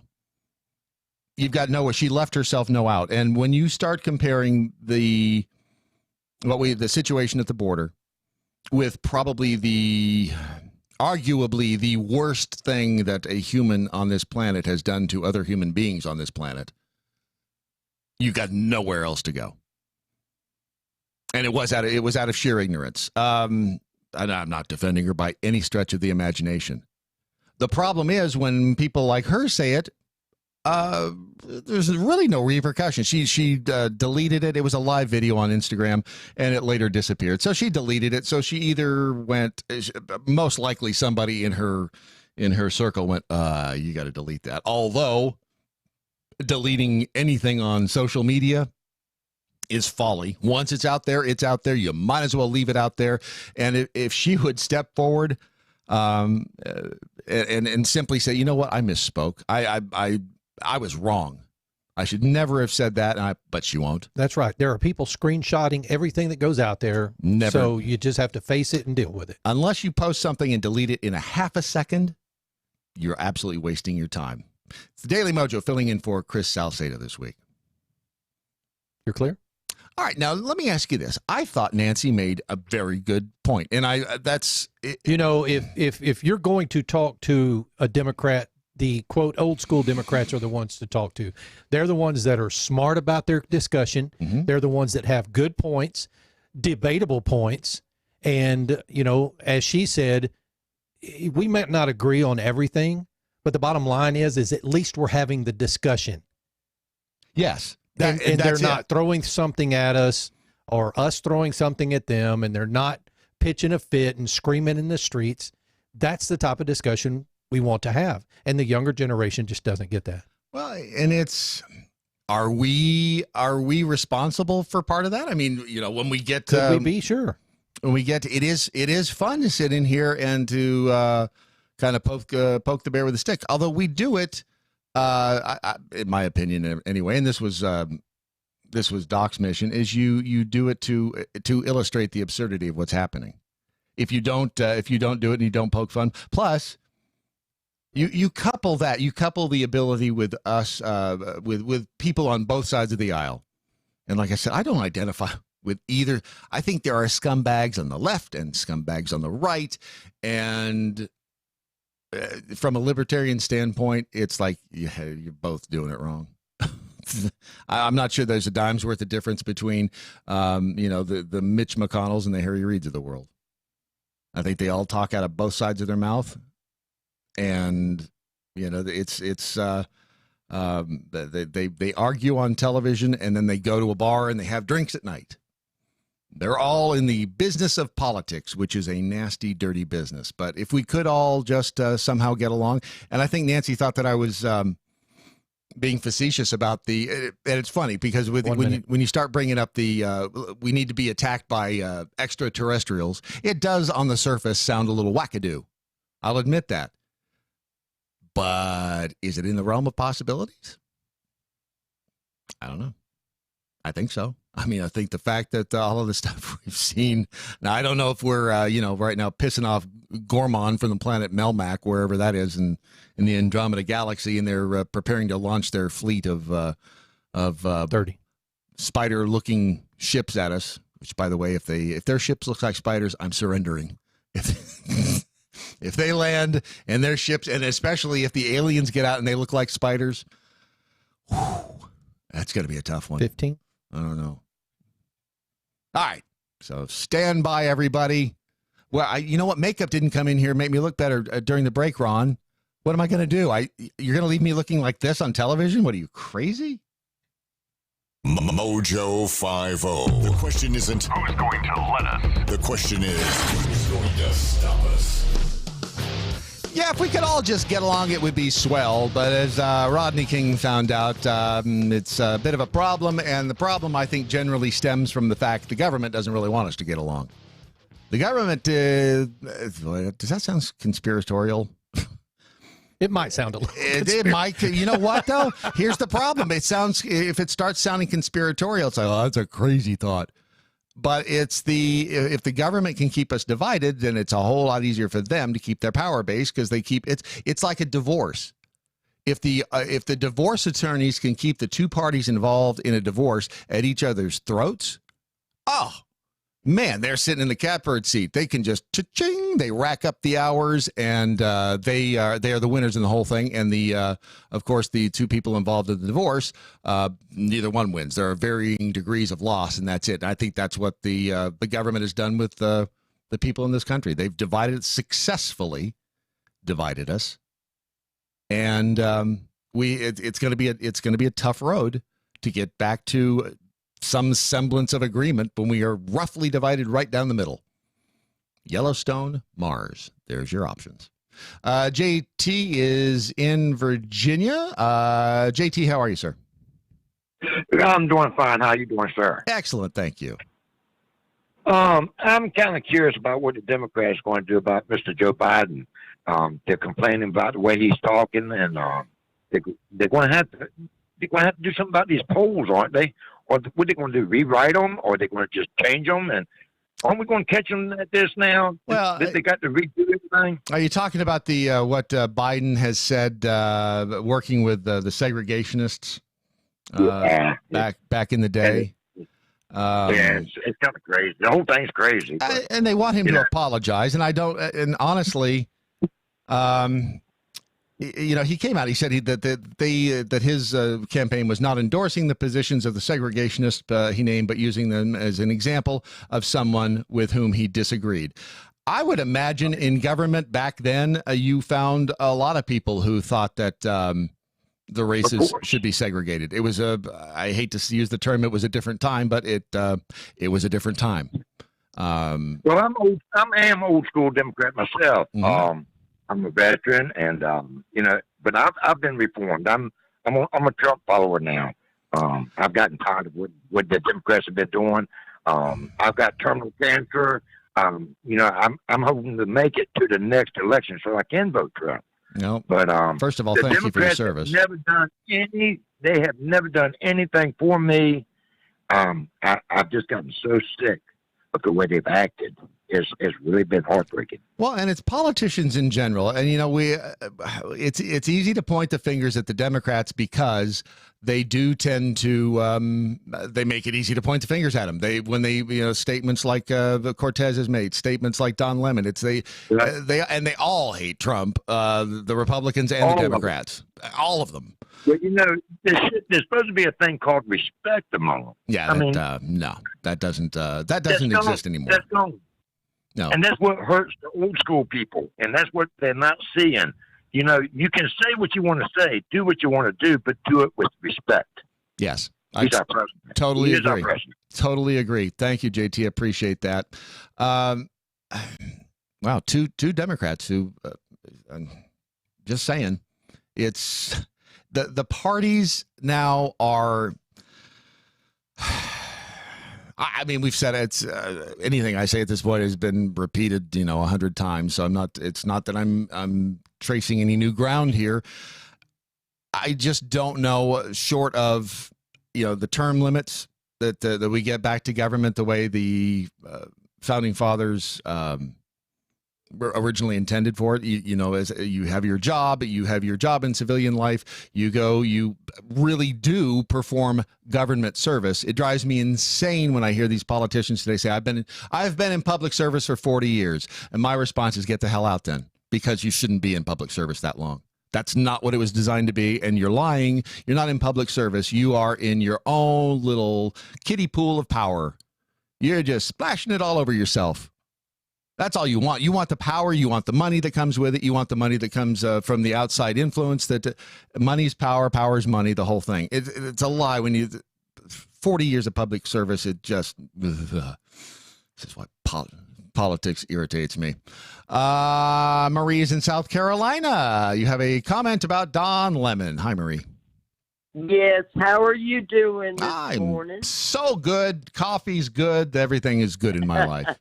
I know. I'm drinking coffee right now. There you go. Listen, the reason I called about Don Lemon, this man is a total moron.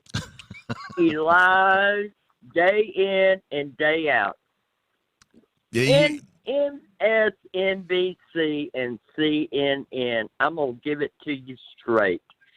They are propaganda networks. They are the arm of the Democratic Party. And if they don't like you, they will make up anything they can about you to destroy you. That's all it is. And people need to quit being manipulated. They need to turn these networks off. They will open their eyes and see what's really going on. Well, there you go. That way, Ocasio-Cortez, this pea-brain woman, would not be able to get away with the garbage that she speaks out of her mouth. She's never once been to the border. No, and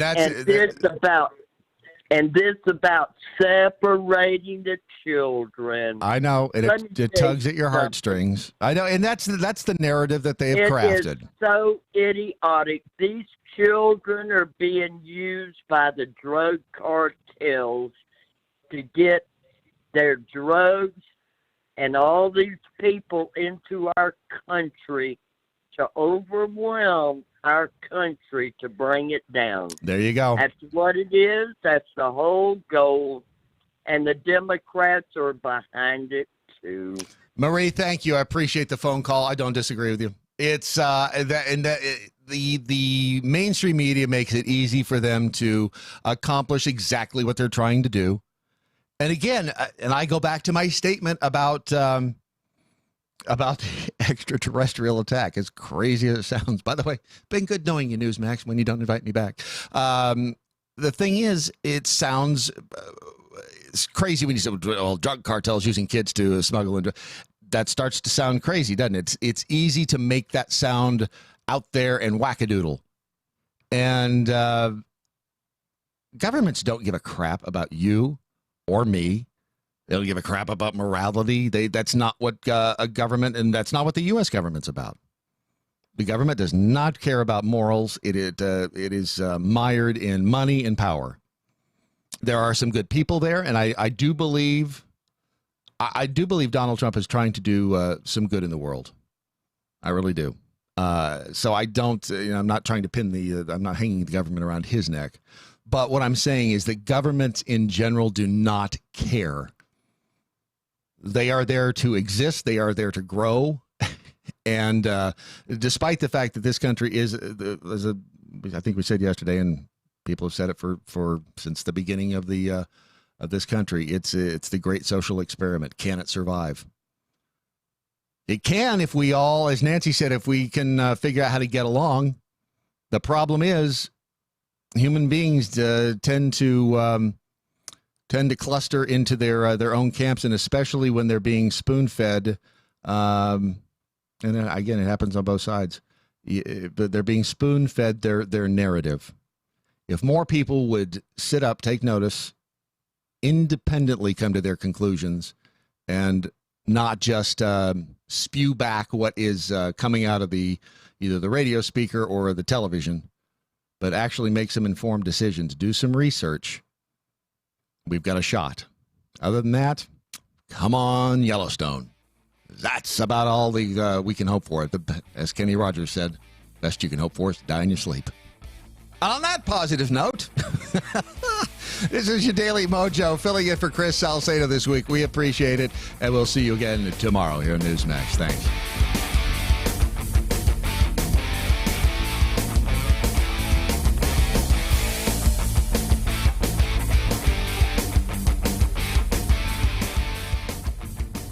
How's that? Did I sound smart? You sounded smart. Did I sound smart? I'm just trying to put our best foot forward. This is our date. It's like our date with Newsmax. Sorry we didn't get to all the calls today, guys. Yeah, absolutely. I mean, it's the hour goes quickly, and two Democrats that made a lot of sense. They're not, and again, all Democrats are not. All Democrats are not out there like last year's Easter egg. There's some good people on both sides, and for whatever reason, I think some people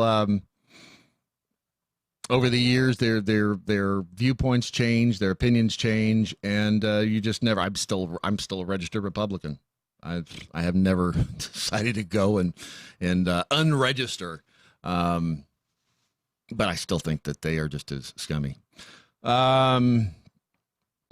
Let's say you got smacking duck. True to form, you guys need to just admit that you just have one male and one female in a studio in a trailer park pretending to be different callers. It's the great conspiracy. Absolutely. Wackadoodle. Really, Reds. Yes, wackadoodle is a good term. There's nothing wrong with the term wackadoodle. As a matter of fact, it is very descriptive, and I will defend that one to the end. I'm convinced that nobody that listens to Newsmax can talk faster than 5 words a minute. Zig the Jackhole Gator. You see, you, my friend, are a victim of society and societal norms, that the world has, in fact, moved on to a faster pace. See, the problem with the faster pace is that you start growing horns in the back of your head. It's Satan. That's who it is. Satan is behind all of it. My story, I'm sticking to it. All right, more dick jokes coming up. Your Daily Mojo continues next.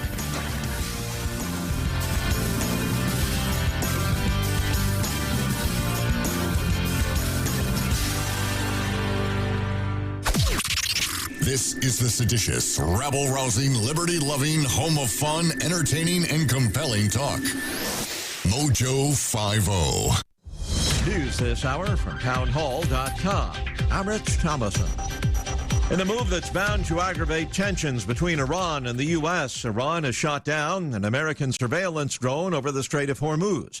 The U.S. says the aircraft was operating in international airspace, while Iran claims it was in Iranian territory. Military affairs analyst, retired Lieutenant Colonel Robert McGinnis, says this, along with earlier attacks on shipping in the Persian Gulf region, may well prompt the U.S. to turn up the heat on the Islamic Republic. It would appear as if we are ready not only to use more diplomatic muscle, economic muscle, but also the military muscle. In recent weeks, the U.S. has deployed an aircraft carrier to the Mideast. It has also added more troops to the tens of thousands already in the region. China's president is on a rare visit to North Korea, engaging in talks with North Korea's dictator in Pyongyang. A Chinese official news agency says President Xi Jinping and North Korean leader Kim Jong-un have met and are holding talks in Pyongyang, but no further details have been released. Xi, on a 2-day state visit to North Korea, is the first Chinese leader to visit the country in 14 years. The summit comes as both Xi and Kim are locked in separate disputes with the US. Xi over trade and Kim over nuclear weapons. A Chinese commentator says Beijing could play a key role in breaking the cycle of mistrust between North Korea and America and help work out a roadmap to achieve denuclearization. I'm Charles Ledesma. Former Red Sox slugger David Ortiz was shot in the back by a gunman who mistook him for the real target, another man who was seated at the same table at an outdoor cafe. That's the latest from investigators in the Dominican Republic. On Wall Street, stock futures are higher ahead of this morning's opening bell. Dow futures up 242 points. NASDAQ futures up 110. More on these stories at townhall.com.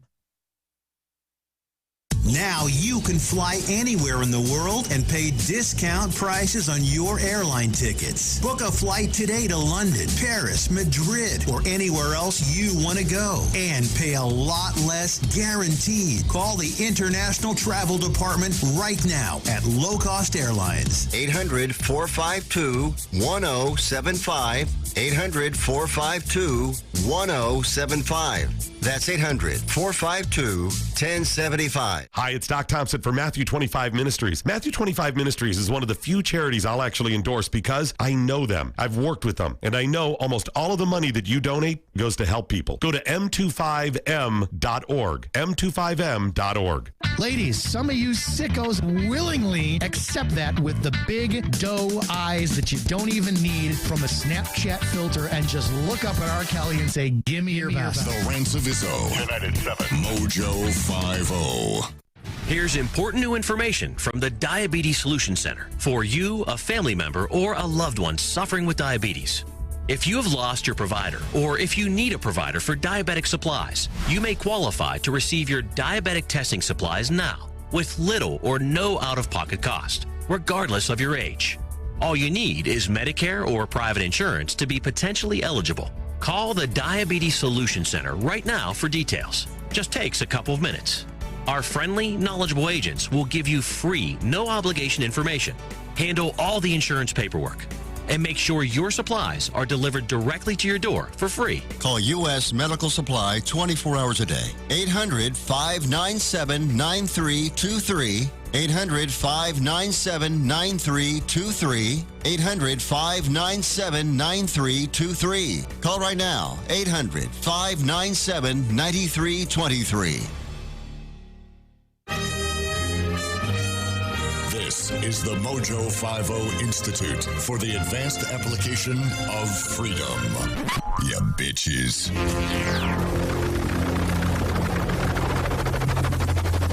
The mothership has landed. It really is like when you go to see your parents and they don't know you smoke. And then you get back in the car and you leave, and the first thing you do as soon as you get out of sight of the house, you light one up. But I never smoke in the car. Yeah, well, I need one right now. I don't know what it is. And, for the jackholes, and I will say this, when we expand our audience across other platforms, which we have to do, otherwise you won't have us to kick around anymore. I was starting to say, otherwise the jackholes won't have us to kick around anymore if we don't expand. Seriously, I mean, we're there's a clock ticking. I'll just leave it at that. Yep. So unless we expand said audience to a grander scale and we are inclusive of all, and we show them the ways, the wise and wizened ways of the Jackhole Nation, we will be relegated to the dust heap of history. In Kentucky, a tragedy of immense proportions, and I think that everyone should stop and just take a moment to ponder how we're going to deal with this going forward. It was during a thunderstorm earlier this week that there was a partial collapse of the O.Z. Tyler Distillery, the Rick House there in Kentucky, in Owensboro. And Master Distiller Jacob Call says about 20,000 barrels stored there at the location, about 4,000 barrels of whiskey were affected. Damn it. Do not cry over spilled milk. Save the tears for spilled whiskey. Yeah. They're going to, I think they're probably still in the process of trying to straighten and neaten things up out there, but thunderstorm, the bourbon barrel warehouse was damaged and a lot of whiskey was spilled. Does that become the devil's cut at that point once it spills? Is that because you have the angel's cut, which is, the evaporation, and I think the stuff that spills is the devil's cut, isn't it? Honestly, I don't know. I thought that the devil's cut was. What are you, some sort of backwoods hick? You don't know? I guess so. I think isn't that the devil's cut? I don't know. That gets spilled? Yeah, I thought that was the devil's cut. I don't know. I thought the devil's cut. I don't know. What you thought the devil's cut was? What was like the quote bottom of the barrel stuff. That's the good stuff. Yeah, that is when the stuff they can take and squeeze out of the wood. That kind of stuff. When we at Opryland Productions years ago, when they completed the second part or a major part of the Opryland Hotel, they had something called Blending of the Waters, and they were going to use a giant or just a full whiskey barrel from the Jack Daniel's distillery, which you cannot get those. I mean, they're next to impossible to get those barrels because they're so valuable. And we got one of the barrels. Jack Daniel's sent it over, and I was tasked with cutting into this barrel so that it could be rigged with wires and lifted up over and have water fill and dump it out and all that. So as I cut the top of this barrel off, first of all, the aroma, the vapors from this. Oh yeah, probably knocked you down. Holy crap! It was a buzz right there from just the vapors.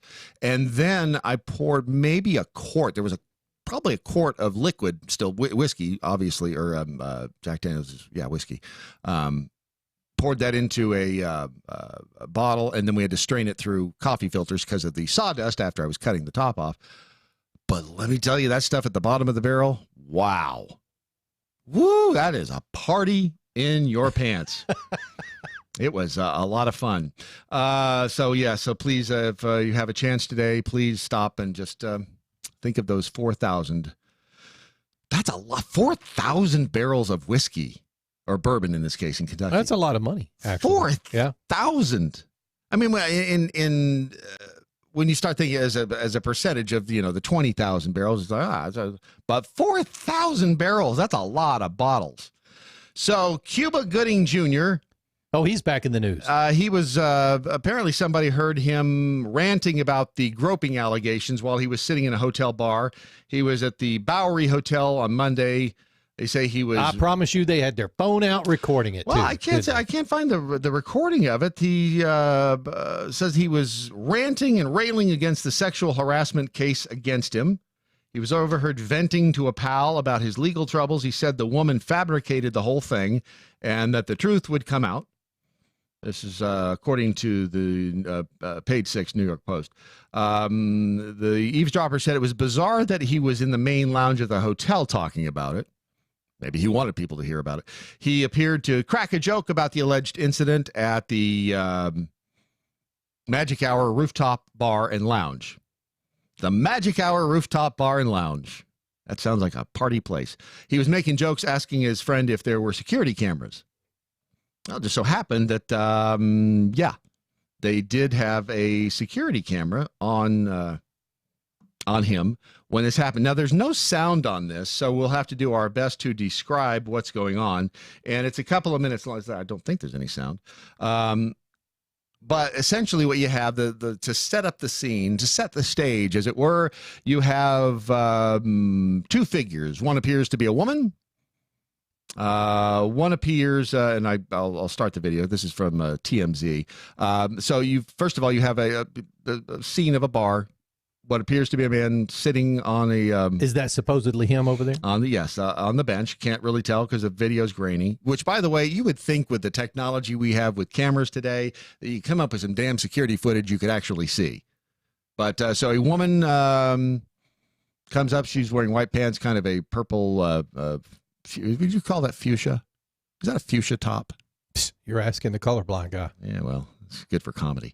Anyway, so she comes up. She sits down next to Cuba. She apparently knows him because she's just flopping all over him. The little Cuba and Claudine. So apparently it's Cuba, and then another woman. There's another woman comes over, and they accuse her. Yeah. So she's kind of leaning over, and okay. So Cuba at that point leans over the woman in the middle, the woman that sat down, obviously, or apparently knew it. It looks like he put his hand on her knee or her leg. Yes, it's on her leg, and she's wearing a skirt, so it's on bare skin. So we have Cuba's hand on bare skin on this other woman who sat down. And no idea the relation of these three people to each other, but he felt friendly enough to reach over and touch her. What appears to be either leg, mid thigh. So his hand is resting on the inside of her leg. Yes, but down by her knee. Right, and she doesn't appear to. I mean, she's not pushing his hand away or anything. So it's hard. Now his hand leaves her knee, and a dude walks up. Now the thing is it must be loud in there because they're leaning into each other to talk. That's either what that I'm guessing. or she's leaning over so he can see down her top. Whatever.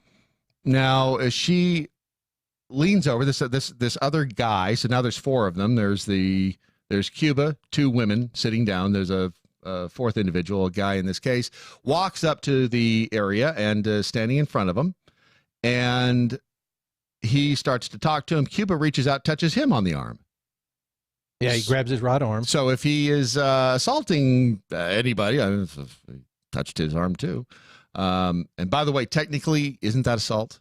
If you touch somebody unwanted, I guess if they don't want you to. Just saying. So they begin talking, and then this dude reaches down, and it's like kind of a group hug almost goes on. He pulls Cuba in, and then he starts doing the pelvic thrust. Did you notice that? Yeah. So he does his. He takes Cuba's drink out of his hand. Yeah. He's kind of and then thrusting. Whoa! Then Cuba touches him. What did you notice? Cuba touched him on the shorts. No, actually, all I right. didn't. Let me back that up because there was a flash white frame in the video. So as this guy is like doing something, Cuba reaches over and touches him on the shorts. He touches him on the left, on the right thigh. Yeah, it looks like So and then there's the flash, and it looks like it changes the camera a little bit. Maybe somebody, I don't know, took a flash picture. I have no idea what's going on. Well, no, because it switches, and now that woman Claudine is standing up. Yes, so Claudine's standing up. Dude that walked up in the middle of this conversation also standing up. Cuba is looking up at dude and Claudine, and accuser still sitting down next to Cuba. There is a fifth person in the frame that appears to be associated in some way with the get-together. Standing off to the right, might be a bouncer, might be an onlooker, might be a fan. We don't know. The conversation continues. Cuba reaches up and you can't tell what he's doing. No, you can't. The original Claudine, leans over Cuba and she's looks like she's about to kiss him. Yeah, actually, either on the forehead, on the mouth, whatever. It's hard. His hands are concealed. So apparently these are. Okay, at this point, it's obvious that, or I say it's obvious, to me it seems like these could be fans who've recognized Cuba Gooding Jr. and are now kind of surrounding him, so you cannot see him any longer, surrounding him, maybe asking for autographs. I don't know. If I had to guess, that's what I'd say they were doing. But if they think that this video is going to be the evidence that convicts Cuba Gooding Jr. because Cuba at this point, he's gotten up, he's walking away from the group. And I did. So the only thing that I saw that he did to the accuser was put his hand on her knee. Right. And she didn't seem to upset, did she? No, I mean, obviously something could have happened when we couldn't see around the people that were standing there. But now, if she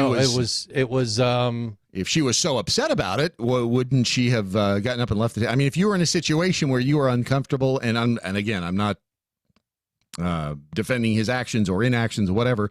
I'm just stating that if I were in a situation like that where I were uncomfortable, I think I might get up and leave the situation. Just, a reasonable person could make that assumption that you would get up and leave. But yeah, the only thing I saw was him reaching over and touching her leg. And again, they are going to have to super enhance any video here. Okay, his hand reaches up right there. His hand, right after his hand is on her thigh. Yeah. Watch it just before somebody walks right. See right there? Yeah. Now, if this is the case, it would be the back of his hand touching the accuser's breast. Right now it looks like it's right in the middle of him. So which way he went, left or right, is up to conjecture. Well, he kind of drifted over to her left one. Screen right, her left. So if in fact he's touching it there, now see where his hand is? It's hard to see exactly. It's hard to see, yeah. Now, she brings her hand, and truly the only reason I can tell where her hand starts and his stops, she's a white woman, he's a black man. There's some contrast there between the skin, and it appears that she takes his hand, maybe she's holding his hand, and then he brings her hand up to his mouth and kisses it. So if a jury can say that that was an unwanted advance, I don't know. But that's the evidence that they say they have against Cuba Gooding Jr.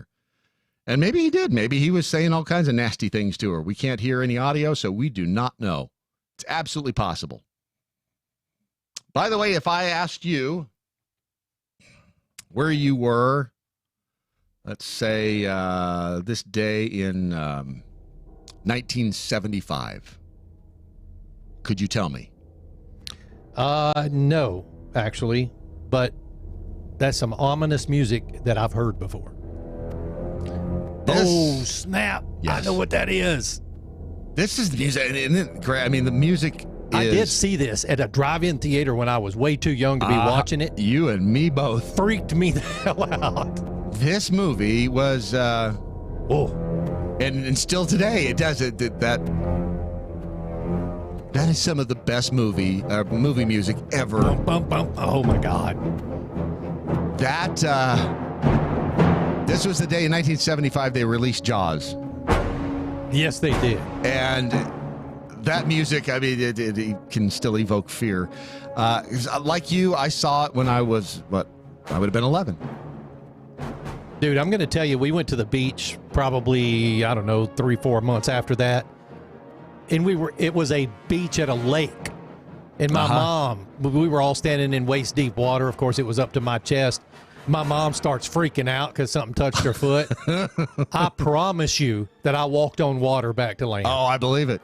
I remember in a lake, nonetheless. The day that I saw this, and I think I saw it at a drive-in as well. I remember coming home, lived with my mom and dad in an apartment in Lancaster, California, and when we got home, I went to bed. It was summertime, obviously. It was June, and we had swamp coolers, and they didn't work real well.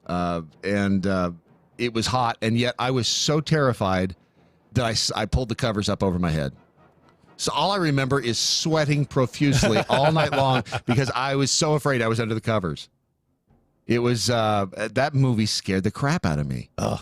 And I don't think it. I'm not afraid of the water, but I will tell you that when I am in the ocean, last time I was in. Was it Destin? I swam out a couple hundred yards, and a kelp bed was between me and the shore. I'll tell you, though, how many parents have taken their kids to Universal Studios there in California on the Jaws ride, on the tour where Jaws comes up out of the water?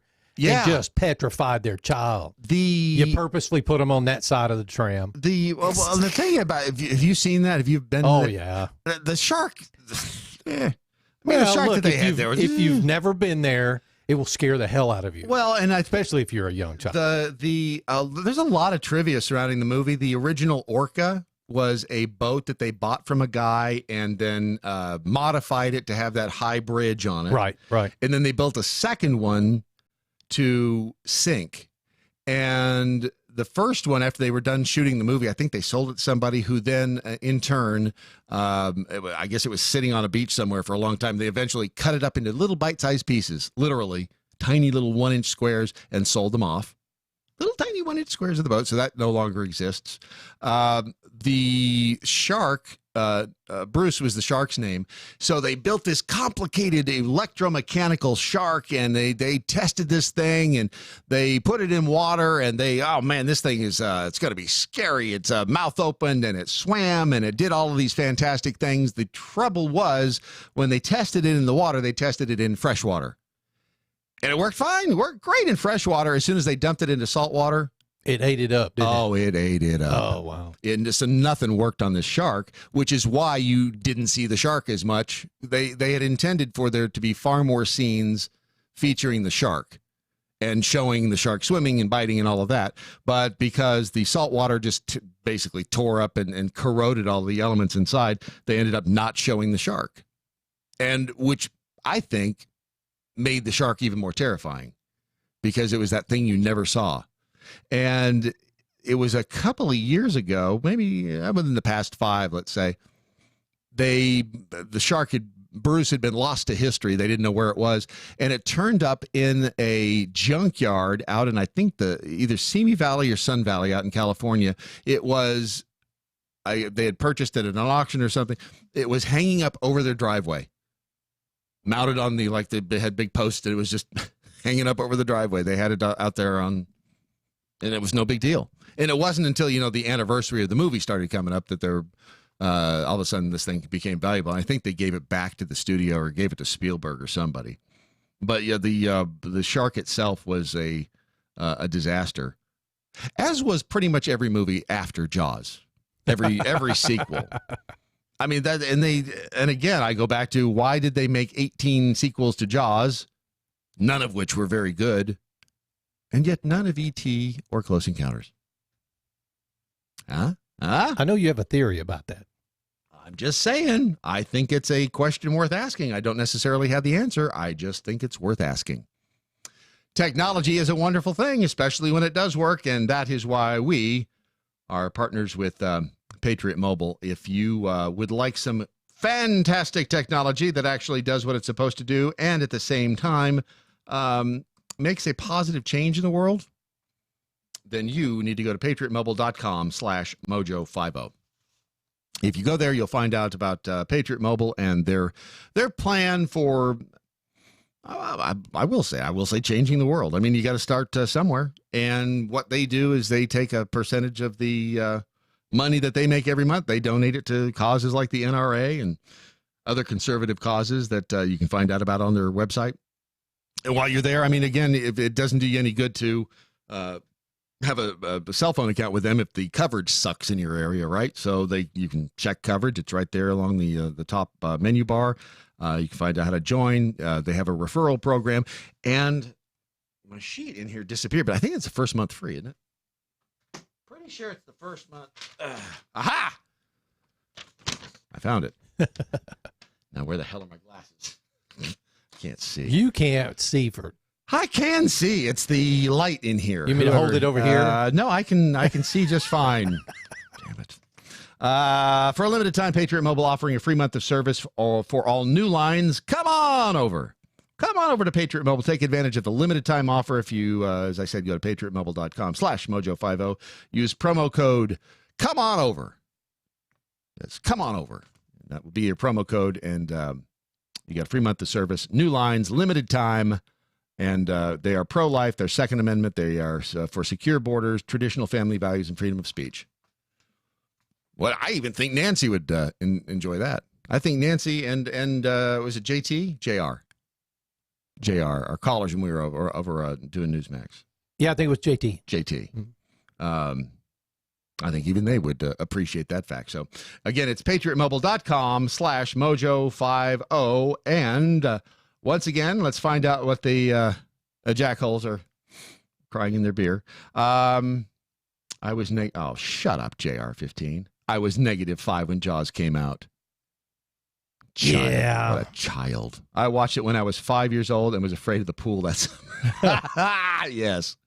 Yeah, it was a weird... You watch it now, and it's still... There's some shocking moments in it, like remember when he goes down in the boat... The boat that the boat with the dude who drowned when his boat sank, and then his face comes out when Richard Dreyfuss goes down there and the face comes into view. That scared the crap out of me.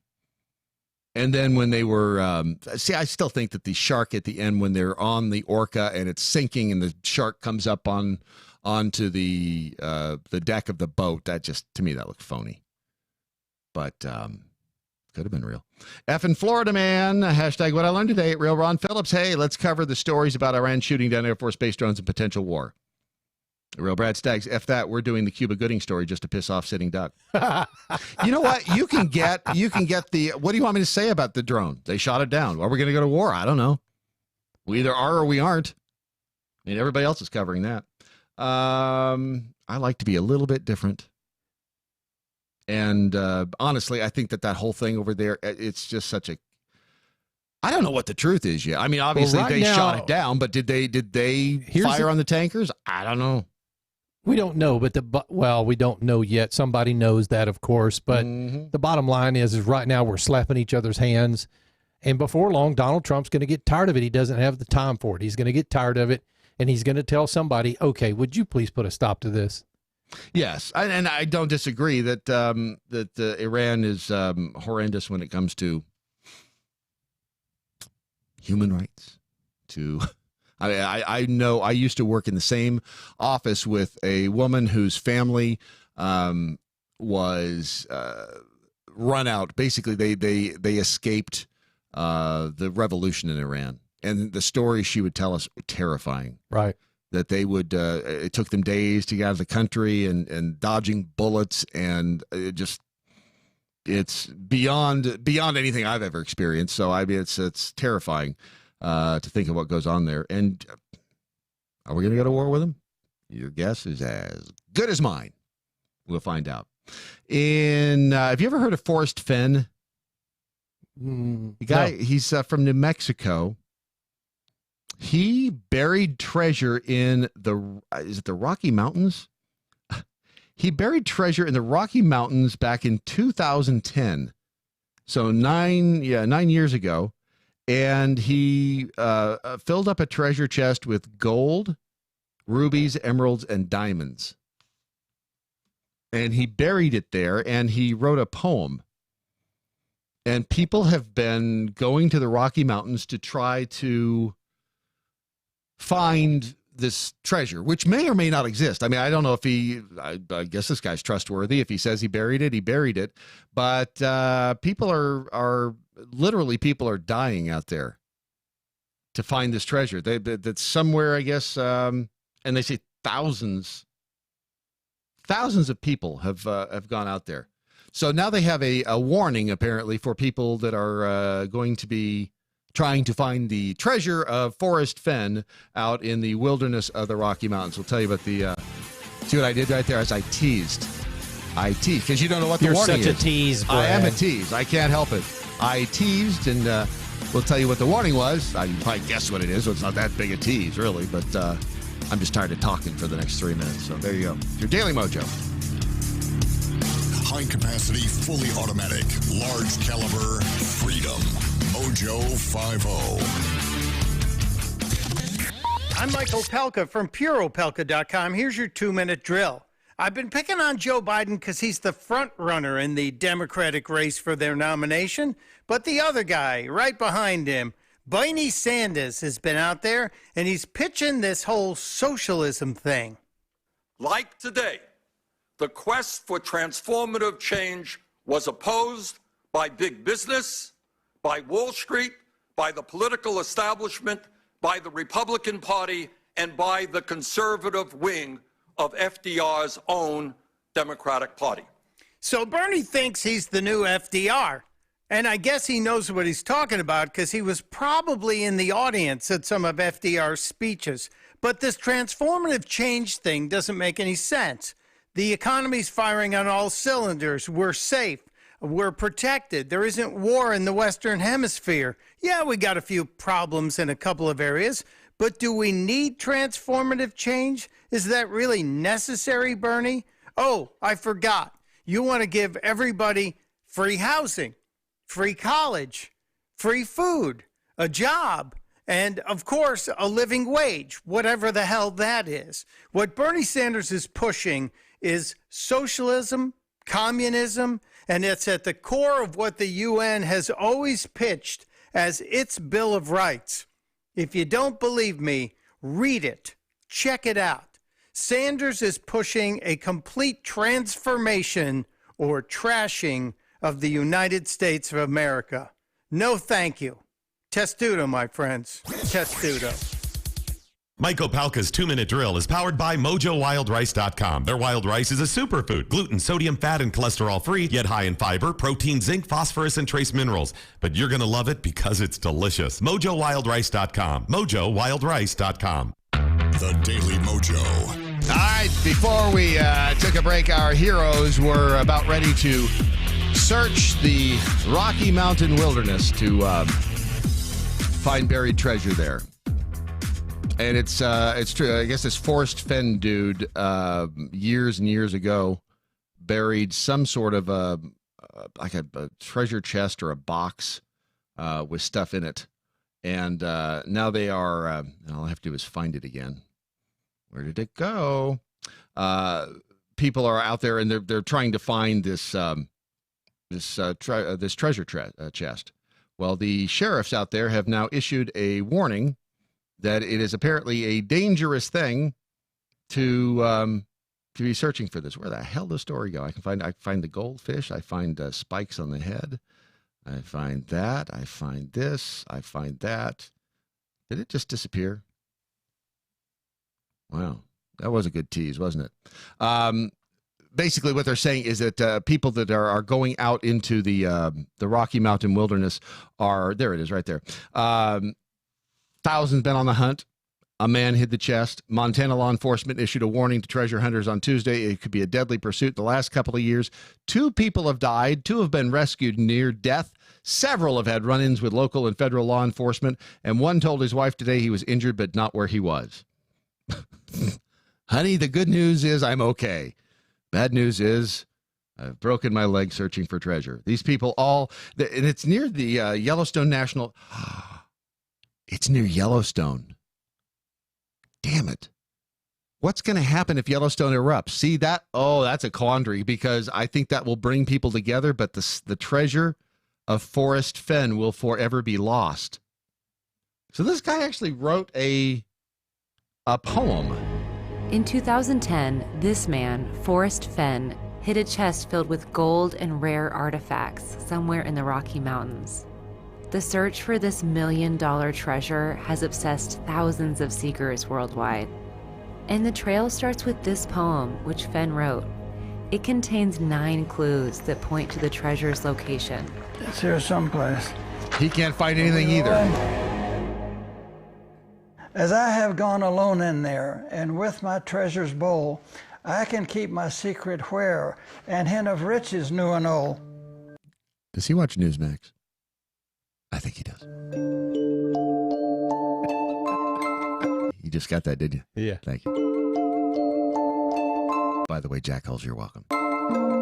Fenn's motivation for hiding the treasure was to give hope to those knocked down by the recession and to inspire them to explore the wild.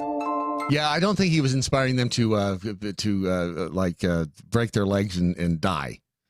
Although he had to have known when he hid a chest full of gold and rubies and emeralds that people would die trying to find it. I mean, don't you have to assume that when you hide that sort of thing, don't you have to assume human nature will cause people to trip over each other, possibly shoot each other in the head to get to this thing? I found a beautiful little Romanesque treasure chest, and I started filling it up with gold coins and gold nuggets and about 280 rubies. There are 2 Ceylon sapphires, there are 8 emeralds, a bunch of diamonds, but mostly gold. You know what's going to happen when this guy dies? They're going to find out he was a pathological liar. He didn't hide a treasure chest. I just wanted the world to wonder. He was a pathological liar. He also owned unicorns, and his best friends were Liza Minnelli and a tomato. I don't know what it's worth, and I don't even want to think about that. You're not going to be disappointed if you find that treasure chest. Boy, have men been saying that throughout the eons. Does he even know where he hid it? That's a good question. This, by the way, is was posted by I think it's a show called Great Big Story, and relatively speaking, not that many people have seen it. About 125,000. I'm Cynthia Meacham, and I am a full-time treasure hunter. I have been looking for Fenn's treasure now. Wonder if full-time treasure hunters make more money than us. Yes.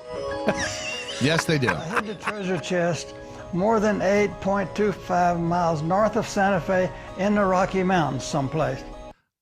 Wait, is that all he gives you? Is it's 8.25 miles north of? Apparently, there are 9 clues in the poem. That might be kind of. I mean, your odds of finding this thing And again, I think we're all basing this on, is the guy telling the truth? Yeah, I mean, he honestly, he could be a pathological liar. He could absolutely. I mean, unless there's nothing that guarantees that he really did it. It could be a giant hoax. Would not be the first time hoaxes were perpetrated on people. But it is amazing what people will do for with riches as a lure. We will go to great lengths. We will, as some people will shoot other people in the head for riches. I don't think that Marianne here is intending to shoot anybody in the head, but I don't know. She looks wiry. Nobody knows but me. See, that's the problem. There's no independent third-party source that he, took with him to prove. No, because then they would have shot him in the head. If the dude had just taken a picture of... He's 112. He didn't know what a camera was. In the ground. I mean, just taking a picture of the chest open in the ground. I don't know. He could have done it without giving away its location. So I got Cuba Gooding Jr. in trouble. I guess, taking a picture of the chest. Boom. The poem that you have to solve, Forrest always said, you have to find where warm waters halt. And to me, this is where our warm waters halt. Oh, yeah, Smarty Pants, did you find it? No, so you were wrong. And that's where I think that we need to find the treasure chest. This is going to be like, remember the song, Valley of the... Remember that song? No. Don't you remember that song? No. It was not the Legend of Billy Jack. It was the people, come the people of the valley, the treasure. Remember the song about the treasure buried in the valley and or buried on the mountain, and the valley people came up to the mountain people, and they wanted to find that treasure, so they killed all the mountain people. I may have that backwards. It may have been the mountain people killing the valley people for the treasure that was buried under the big rock. And the treasure, when they killed off everybody, they rolled away the rock. They found this box of the treasure, and in the box of supposed treasure was a note that said "Peace on Earth." That was the treasure. You see the irony there? They'd killed everybody, and the treasure was peace. Yeah, I see the irony. See, that's what this is starting to sound like. So he, if he did bury this, I'm guessing that it's going to be fake diamonds and rubies, and then a note that says love each other. Men and women need to love each other. It'll be a damn mood ring. Yes. This chase for Fenn's treasure has led many to leave the safety of known trails and well-beaten paths. All right, and you have to... All right, so this guy, how old would you say that Forrest Fenn dude is? I mean, if you had to guess. Probably late 80s, early 90s. All right, so if he did it 10 years ago, he would have been late 70s, early 80s. Yeah. So you have to take that into account. Where can a guy in his late 70s, early 80s safely traverse carrying any sort of a treasure chest to hide it? I mean, he's certainly not going to be swinging from vines and walking the razor's edge on the back of a mountain, is he? Not unless he didn't do it by himself. Not unless he drank it. Well, he says nobody knows except him. So if we take him at his word, and he certainly had to have his stash of Ensure along with him, because if you break a bone out there, it's especially a hip, bad shape. The mountains are very unforgiving. It's extremely... So's my ex-wife. ...important that you know what you're doing and you know where you're going. Thank you for that. Wow, we had that. Was he a treasure hunter? Thank you for that bit of sage wisdom. The mountains are very unforgiving, so you have to be careful. Did the producer come up with that one? We have to put that quote in there because, yeah. You can end up in big trouble really quickly. There's even one hiker that... What? It stopped. There's even one hiker that what? Seriously? You son of a... That's part of the joke. That's part of the treasure map. Oh, it's the crappy Wi-Fi in here. That's what it is. It's the crappy Wi-Fi. It's reloading, Ron. It's your fault. It is all your fault. The crappy Wi-Fi is saying it can't reload. There was one hiker who what? Damn it, do we have to sit through a pre-roll? I hate pre-rolls. We're going to sit through the damn pre-roll. Then we're going to find out there was a hiker who did what? In the meantime, over here. Thank you, Leprechaun. I knew you'd know. One Tin Soldier is the song.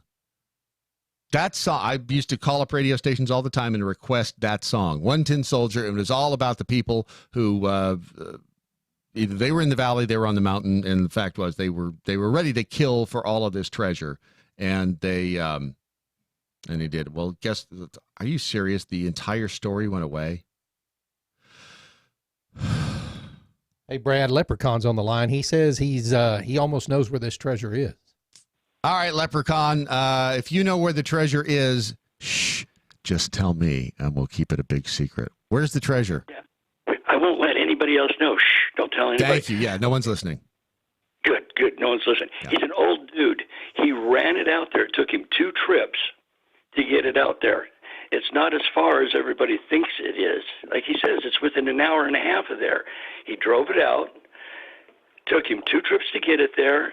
He's even stated that there has been people within 20 feet of it and haven't found it yet. So it's a lot closer and easier to find. Really? Read his poem, and then if you run down his poem, people keep thinking he's out in Yellowstone because he used to like fishing for the trout, and they have brown trout out in Yellowstone. Right. Well, and that's fishing for the trout. So that's a good point. But this guy would have been late 70s, early 80s, and don't you think you'd have to assume, okay, you're at that age, you're not going to be, climbing the side of Half Dome to hide this thing. That's what I'm saying. Everybody's making all these extraneous, super hard to do things. That's why they're getting killed, breaking bones. I got that one again too. And he's old. He couldn't do that. He had just beaten cancer. He's not, Arnold Schwarzenegger or what was that other guy's name? Jack LaLanne. Jack LaLanne. That's who I was trying to think of. He's not big and strong like that. He's sickly. But by the way, Leprechaun, that qualifies you for the Newsmax audience when you can remember Jack LaLanne. Yeah, I know. So you think it's true? You think this guy, that we're not going to find out that once he dies that he was a pathological liar and this was all his big joke on humanity? No, not at all. According to everything that he claims, and there's been lots of people talking about it, it's all legit. It's there. Like I said, he's even came out on news on 2020, I think it was, a couple of years ago, and said, yeah, he's heard of people being within 20 feet of where he put it. Wow. So it is there. All right. Well, thank you for the input. I appreciate it. And, by the way, I apologize for not being able to get to the damn bell count. I'm doing the job of 14 people. By the way, the video finally reloaded. There's even one hiker that's been lost looking for the treasure, and he hasn't been found yet. So he himself became treasure.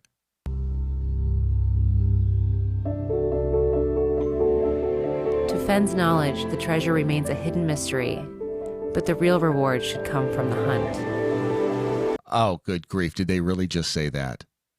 Did they really just say that the secret to life is the journey? It's not the destination, it is the journey. Oh. Hold on. Where's Amy Schumer? Please. I was positive this was our warm waters halt, and unfortunately, I don't think that this is going to be the spot. Wouldn't it be funny if she was actually standing right on top of it? And I guess that's possible. I don't know. It depends on who you're talking to as to whether that would be funny. True. If they're within 20 feet of it, I mean, the guy could not have. It doesn't matter what state you treasure hunt in, you're going to have beautiful scenery like this. And which, by the way, looks a lot prettier when you're rich. A lot prettier. It doesn't matter if you find a treasure chest or not. Yes, it does. This is finding the treasure right here. Oh, God. They did it again. So hear me all and listen good. Your effort will be worth the coal. If you are brave and in the wood, I give you title to the gold. If you are brave and in the woods, so you got to be. All right, this actually. Ron, we may have a road trip on our hands. If we could go out there and find it, I mean, it's possible. I mean, we've got as good a shot as anybody else. And with Ron along, I would certainly be confined to those areas that a late 70s, early 80s guy would be able to traverse. I wouldn't want Ron breaking a hip. That would happen. Big Pharma Steve. I haven't heard from Big Pharma Steve in a while. He's on the phone right now. There is a book about hidden treasure. What's up, Steve? Morning, Brad. Hi there. Hey, I saw a documentary on a book. It's called The Secret. Right. This guy took actual diamonds and rubies and such, and hid clues in his book about where these places are in big cities around the United States. Wait a minute. So wait a minute. So a different. Are you saying that there are different treasures hidden around the country? Right. Actually, you find a box, and when you find the box, you write to the family now, and you'll get a diamond or ruby or whatever it was. And you can do this without actually traipsing through Yellowstone and possibly breaking a hip. Right, but you actually have to go to these locations, dig up the box, and find. So has anybody? Wait a minute. Have people found these? Have people found any of these boxes yet? Any of this treasure? Right. I think there's like 7 of them, and people have found maybe 3, 4 of them. Huh. Well, there. So there's something maybe that. And thanks, Steve, for calling. Appreciate that.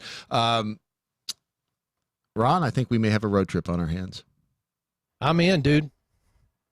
That would be actually kind of fun to go out there and search for that. I mean, if you didn't die. Search for some. If you didn't die or treasure. cut yourself open and. But if you died, Brad, I'm eating you. Just saying. I don't gotta have sustenance. I don't have to die for you to do that.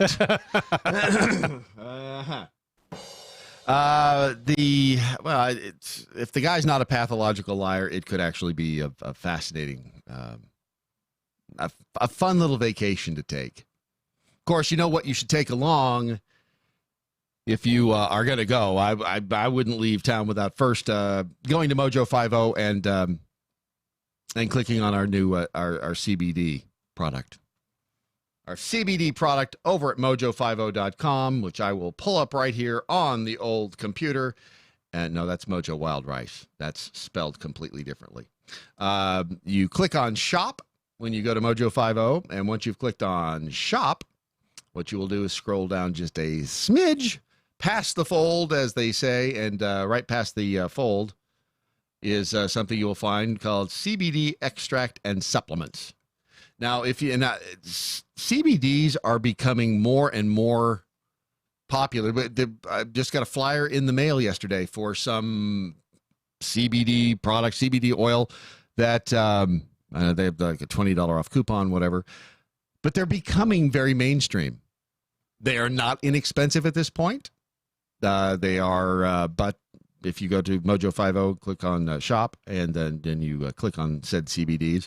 If you use promo code, that's where Ron's supposed to jump in and say it's promo code. Promo code is Mojo 50. Yeah, see? If you use promo code Mojo 50, you will get $15 off, right? And just remember, Mojo 50 equals $15 off the price right there on the CBD extracts and supplements. The reason that we are promoting these is because they come from our trusted partner and friend and all-around good-looking guy. I mean, has Dr. Ken lost weight? I mean, he looks good, doesn't he? I mean, he's a good-looking man. He's a good-looking man. He's in shape. He's right across the glass over there right now doing his show. Yeah. Maybe that's why I'm distracted. But we trust Dr. Ken. He is a good guy until he proves to us that he isn't. He's a sharp guy, and he's been around this sort of thing. He knows his stuff, and so we partnered up with him to bring you that. So if you are thinking about dipping your toe into the world of CBDs and the healing benefits that they may have, and we are not claiming they cure or solve any problem, disease, whatever, but I think we're going to find that CBDs, it's going to be one of those things down the road where, gut bacteria will will hold the cure for cancer, and CBDs will be right behind it and they'll be like the fountain of youth. Something strange is going to happen. We're going to discover that all of these things have had some sort of a social stigma thrust upon them. Are actually, I think since they're both come from from the company of that created Atrantil, I think they've got a secret that we don't know. They are going to cure something with their Atrantil or their CBDs that we're going to look back on and go, this was it. We were at the beginning. Yeah. We are, we're not saying that they'll cure anything because we can't say that, but we can certainly say that if you have been thinking about jumping into the CBD market, that we'd recommend this be your first stop and you can save a little money. Because I guarantee you, no matter where you go, no matter the stuff is not, and honestly, when stuff like this first appears on the market and it's more expensive, and then you see one that's advertised for like $9.95, like, I'm going to try that. Don't you feel? I mean, have we been conditioned to the point where it's like, the stuff that's $9.95 couldn't possibly work? It's the medicine effect. It's if medicine tastes like crap, then it's got to be working. But if it tastes like you're eating Pez candy, it can't be doing any good. It tastes too good. So that's the same thing with stuff like this. If you know the $9.95 right now, I don't know if I'd trust it if I were you. I'm just saying. Got to recoup your initial investment on the research, et cetera. Plus, it is it's not cheap to get a hold of. Anyway, so go to mojo50.com, click on shop, then scroll down. And all I'm saying is just if you're thinking about doing this anyway, just try this, and please let me know if it does work. I don't have time to get into this completely. I'll tease it. That's what I'll do. There is a weird story out of Baltimore that and I still haven't fully wrapped my head around this one. There's a millionaire in Baltimore, and he hires a kid. Oh, I say kid. The kid's 21 years old. Hires this kid to dig tunnels under his house that he can use as nuclear bunkers in case of a nuclear war. So hires this kid. Maybe I do have time to do this. Hires this kid. The millionaire's name, Daniel Beckwith, 28 years old. Faced a maximum of 30 years in prison. He got 9 years for hiring this kid, 21-year-old Askia Kafra, to dig these tunnels under his house. And during the trial, all of these details came out that he had this kid digging underneath the house. He was also a hoarder, so you couldn't get through the house except for these like tunnels between the garbage and the stuff.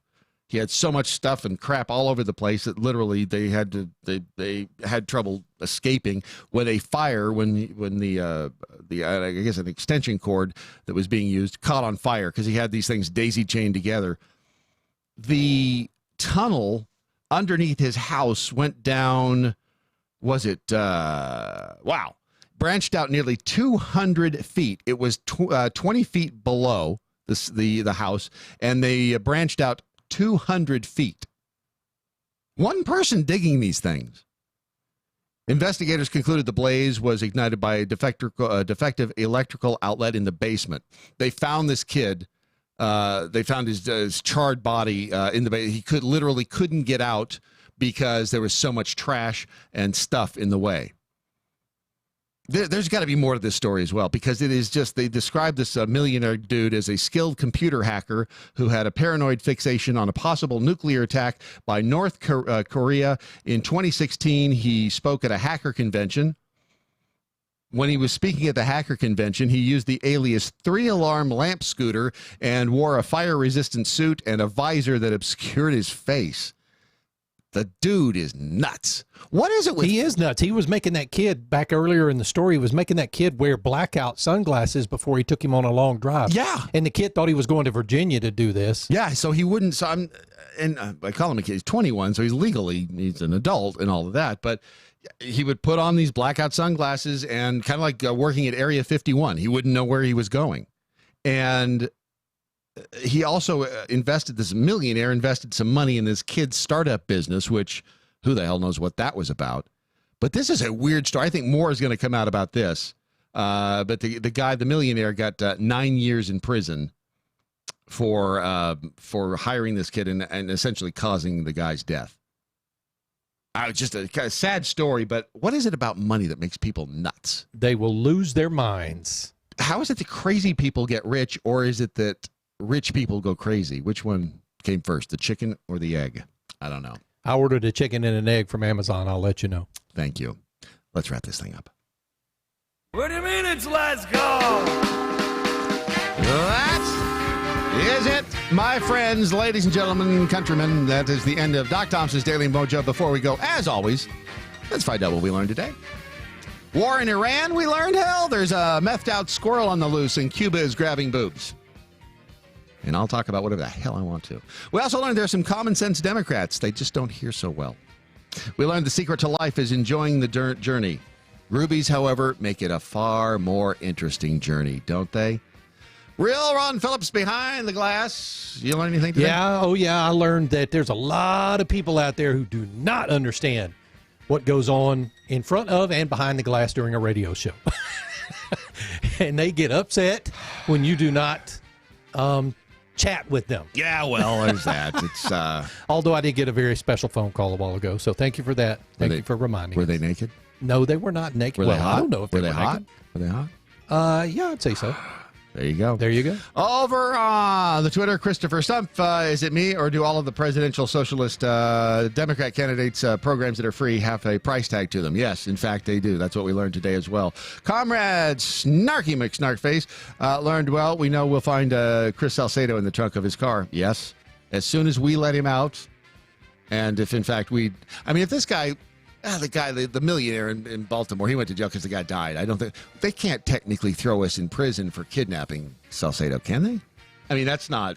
I mean, not if Chris wanted us to do it. If we let him out, not if he needed a break. If we let him out of the trunk before he's dead, they can't get us for that, can they? Free range prisoner learned. Here you go. Treasure hunt is on. Dare I click on the link? See, I'll just want to go. If there's treasure out there, I'll just want to go do it. I'm afraid.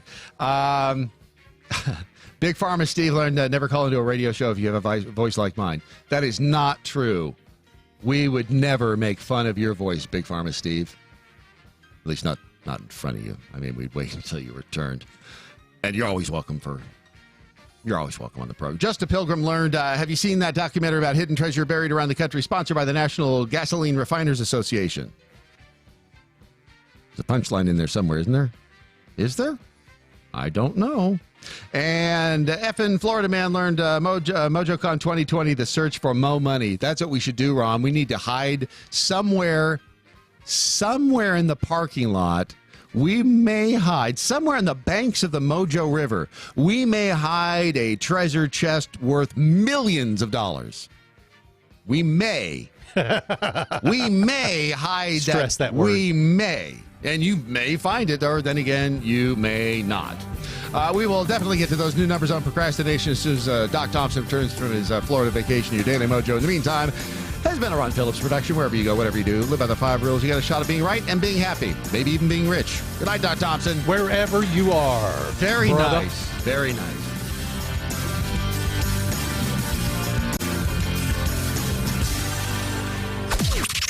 This is the seditious, rabble-rousing, liberty-loving, home of fun, entertaining, and compelling talk.